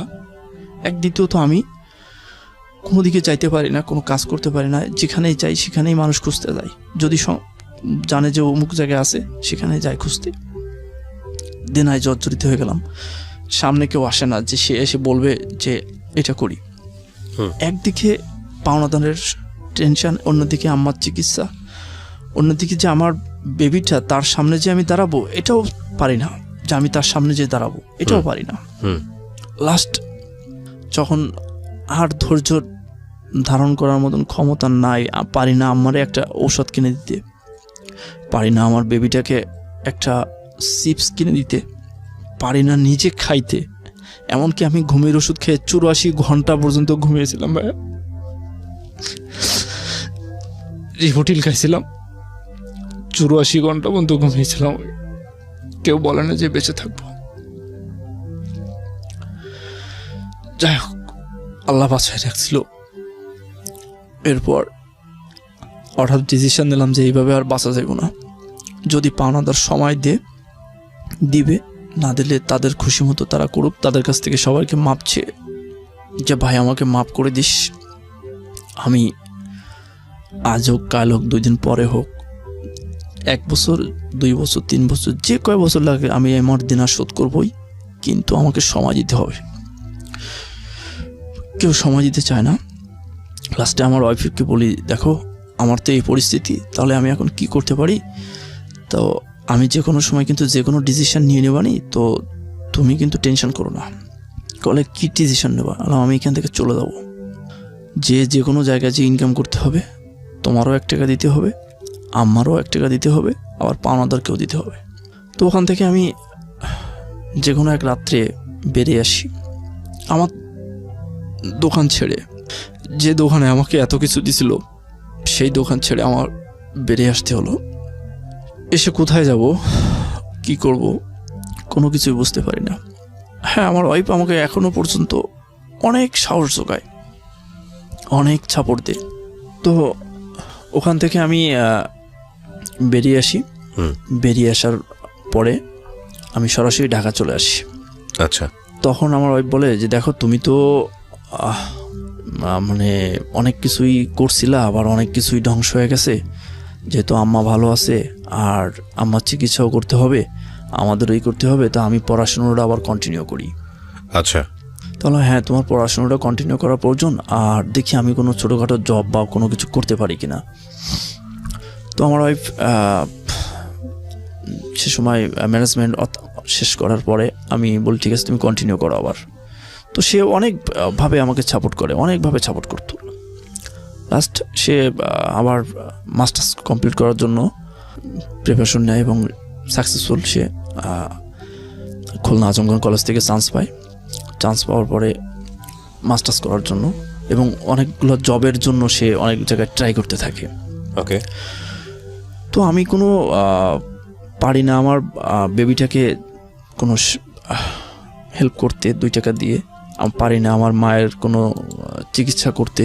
লাস্ট ফিনিশিং এসে সর্বশেষ এসে তো ঢাকা শহরে যখন ফার্স্ট আসলাম, অর্থাৎ যখন দোকান ছেড়ে যখন আমি আবার ঢাকা আসলাম, তখন কোনো কাজ না পেয়ে আবার ঢাকা থেকে ব্যাক করলাম কোথায়? গ্রামের বাড়িতে। গ্রামের বাড়িতে যে কয়েকদিন থাকলাম, জানাজানি হয়ে গেল যে আমি এখানে এই সমস্যা, আমাকে খুঁজতে আসতে পারে এখানে। তো আমি গ্রামের বাড়ি থেকে আবার চলে আসলাম ঢাকাতে। আসার পরে আমার ওয়াইফ যে মাস্টার্স করার জন্য চান্স পাইছিল, তো ওখানে ফর্ম ফিল আপ করার জন্য টাকা লাগবো। আমার আম্মার ওষুধ তো কন্টিনিউ চলতেই আছে এখনও পর্যন্ত। আল্লাহর রহমতে আমার আম্মা এখন ভালো আছে, কিন্তু ওষুধ খেয়ে যেতে হচ্ছে। দ্বিতীয়ত আমার বেবিটাকে আমি পারি নাই সেই সময় যে তাকে একটা জামা কিনে দেবো বা 10টা টাকা দিয়ে বলবো যে আম্মু তুমি এটা কিনে খেও। ওকে। এক পর্যায়ে আমি কোনো দিশা পাই না যে আমি কি করব। আল্লাহ আমাকে ধৈর্য ধরার ক্ষমতা দাও, যে এত কিছু করার পরেও যে আমার পারি না কিছু করতে। তখন হঠাৎ চিন্তা করলাম যে কোনো কিছু একটা তো করতেই হবে আমাকে। পরে আবার ওই রাজমিস্ত্রির কাজে চলে গেলাম। আচ্ছা। বেশ কিছুদিন কাজ করলাম, কিন্তু ওনারা টাকা ঠিক মতন দেয় না। আমি যে কাজ করতেছি আমার টাকার জন্য আমি কাজ করতেছি, যেহেতু আমার মায়ের ওষুধ কিনতে হবে, আমার বেবিটাকেও 1 টাকা দিতে হবে, আমার এখানে থাকতে গেলেও খরচ আছে, তারা ঠিক মতন টাকা দেয় না।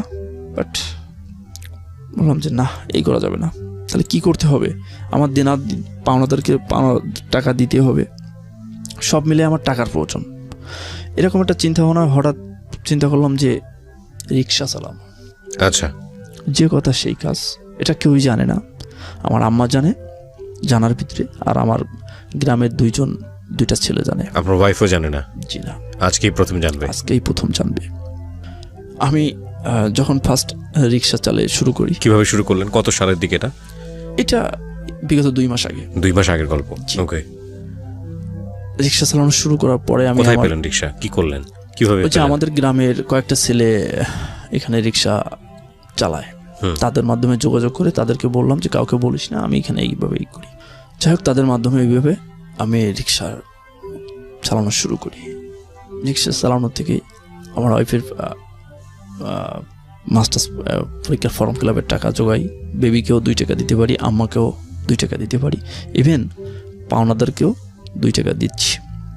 সর্বশেষ পাওনাদারকে এত চাপ যেটা আমি ভাষায় প্রকাশ করতে পারবো না। অলরেডি আমার নামে 2টা কেস হয়েছে, আপনার নামে মামলা হয়ে গেছে, টাকা দিচ্ছে না এই কারণে। তো তাদেরকে আমি বারবারই রিকোয়েস্ট করতাম, বা তাদের বাড়িতে যে আমি হাতের জায়গায় পাও ধরতাম যে ভাই আমাকে সময় দে। কত টাকা দেন আপনার? সামথিং এখন 5-6 লাখের মতন এরকম দিন আসি।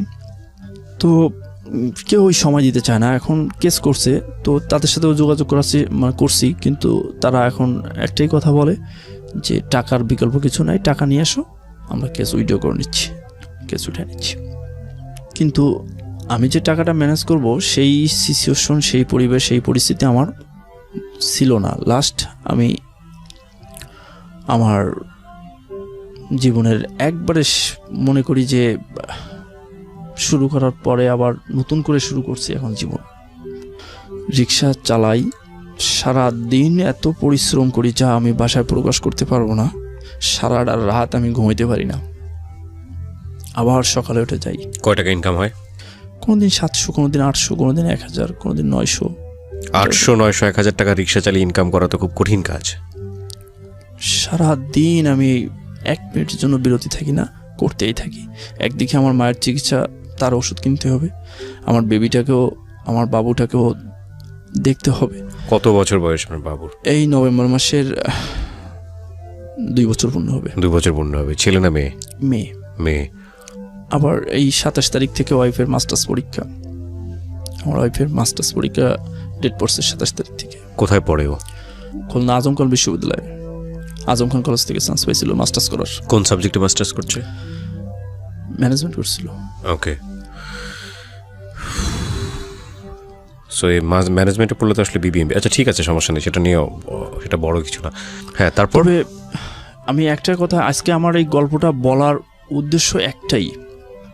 অ্যাট ফার্স্ট উদ্দেশ্য, আমার দেখা দৃষ্টিতে অনেকেই আছে যে তাদের অনেক কিছু থাকা সত্ত্বেও তারা তাদের বাবা মায়ের প্রতি অনেকটা দায়িত্ব পালন করে না। আজকে টাকা আমার সঙ্গে যাবে না, কবরে যাবে না। আজকে আমি মারা গেলে কিছুই যাবে না আমার সঙ্গে। সৃষ্টিকর্তার পরের যদি স্থান থেকে, তা বাবা মারই স্থান, বাবা মার স্থান। আজকে আমরা যদি সেই জায়গাটা থেকে দূরে সরে যাই, আজকে যদি আমি আমার বাবা মাকে না দেখি, কালকে কিন্তু আমার সন্তানরাও আমাকে দেখবে না। এত বড় রিস্কটা নেওয়ার একটাই কারণ যে আমার আম্মা যেন বিনা চিকিৎসায় মারা না যায়, আমার চোখের সামনে যেন এই দৃশ্য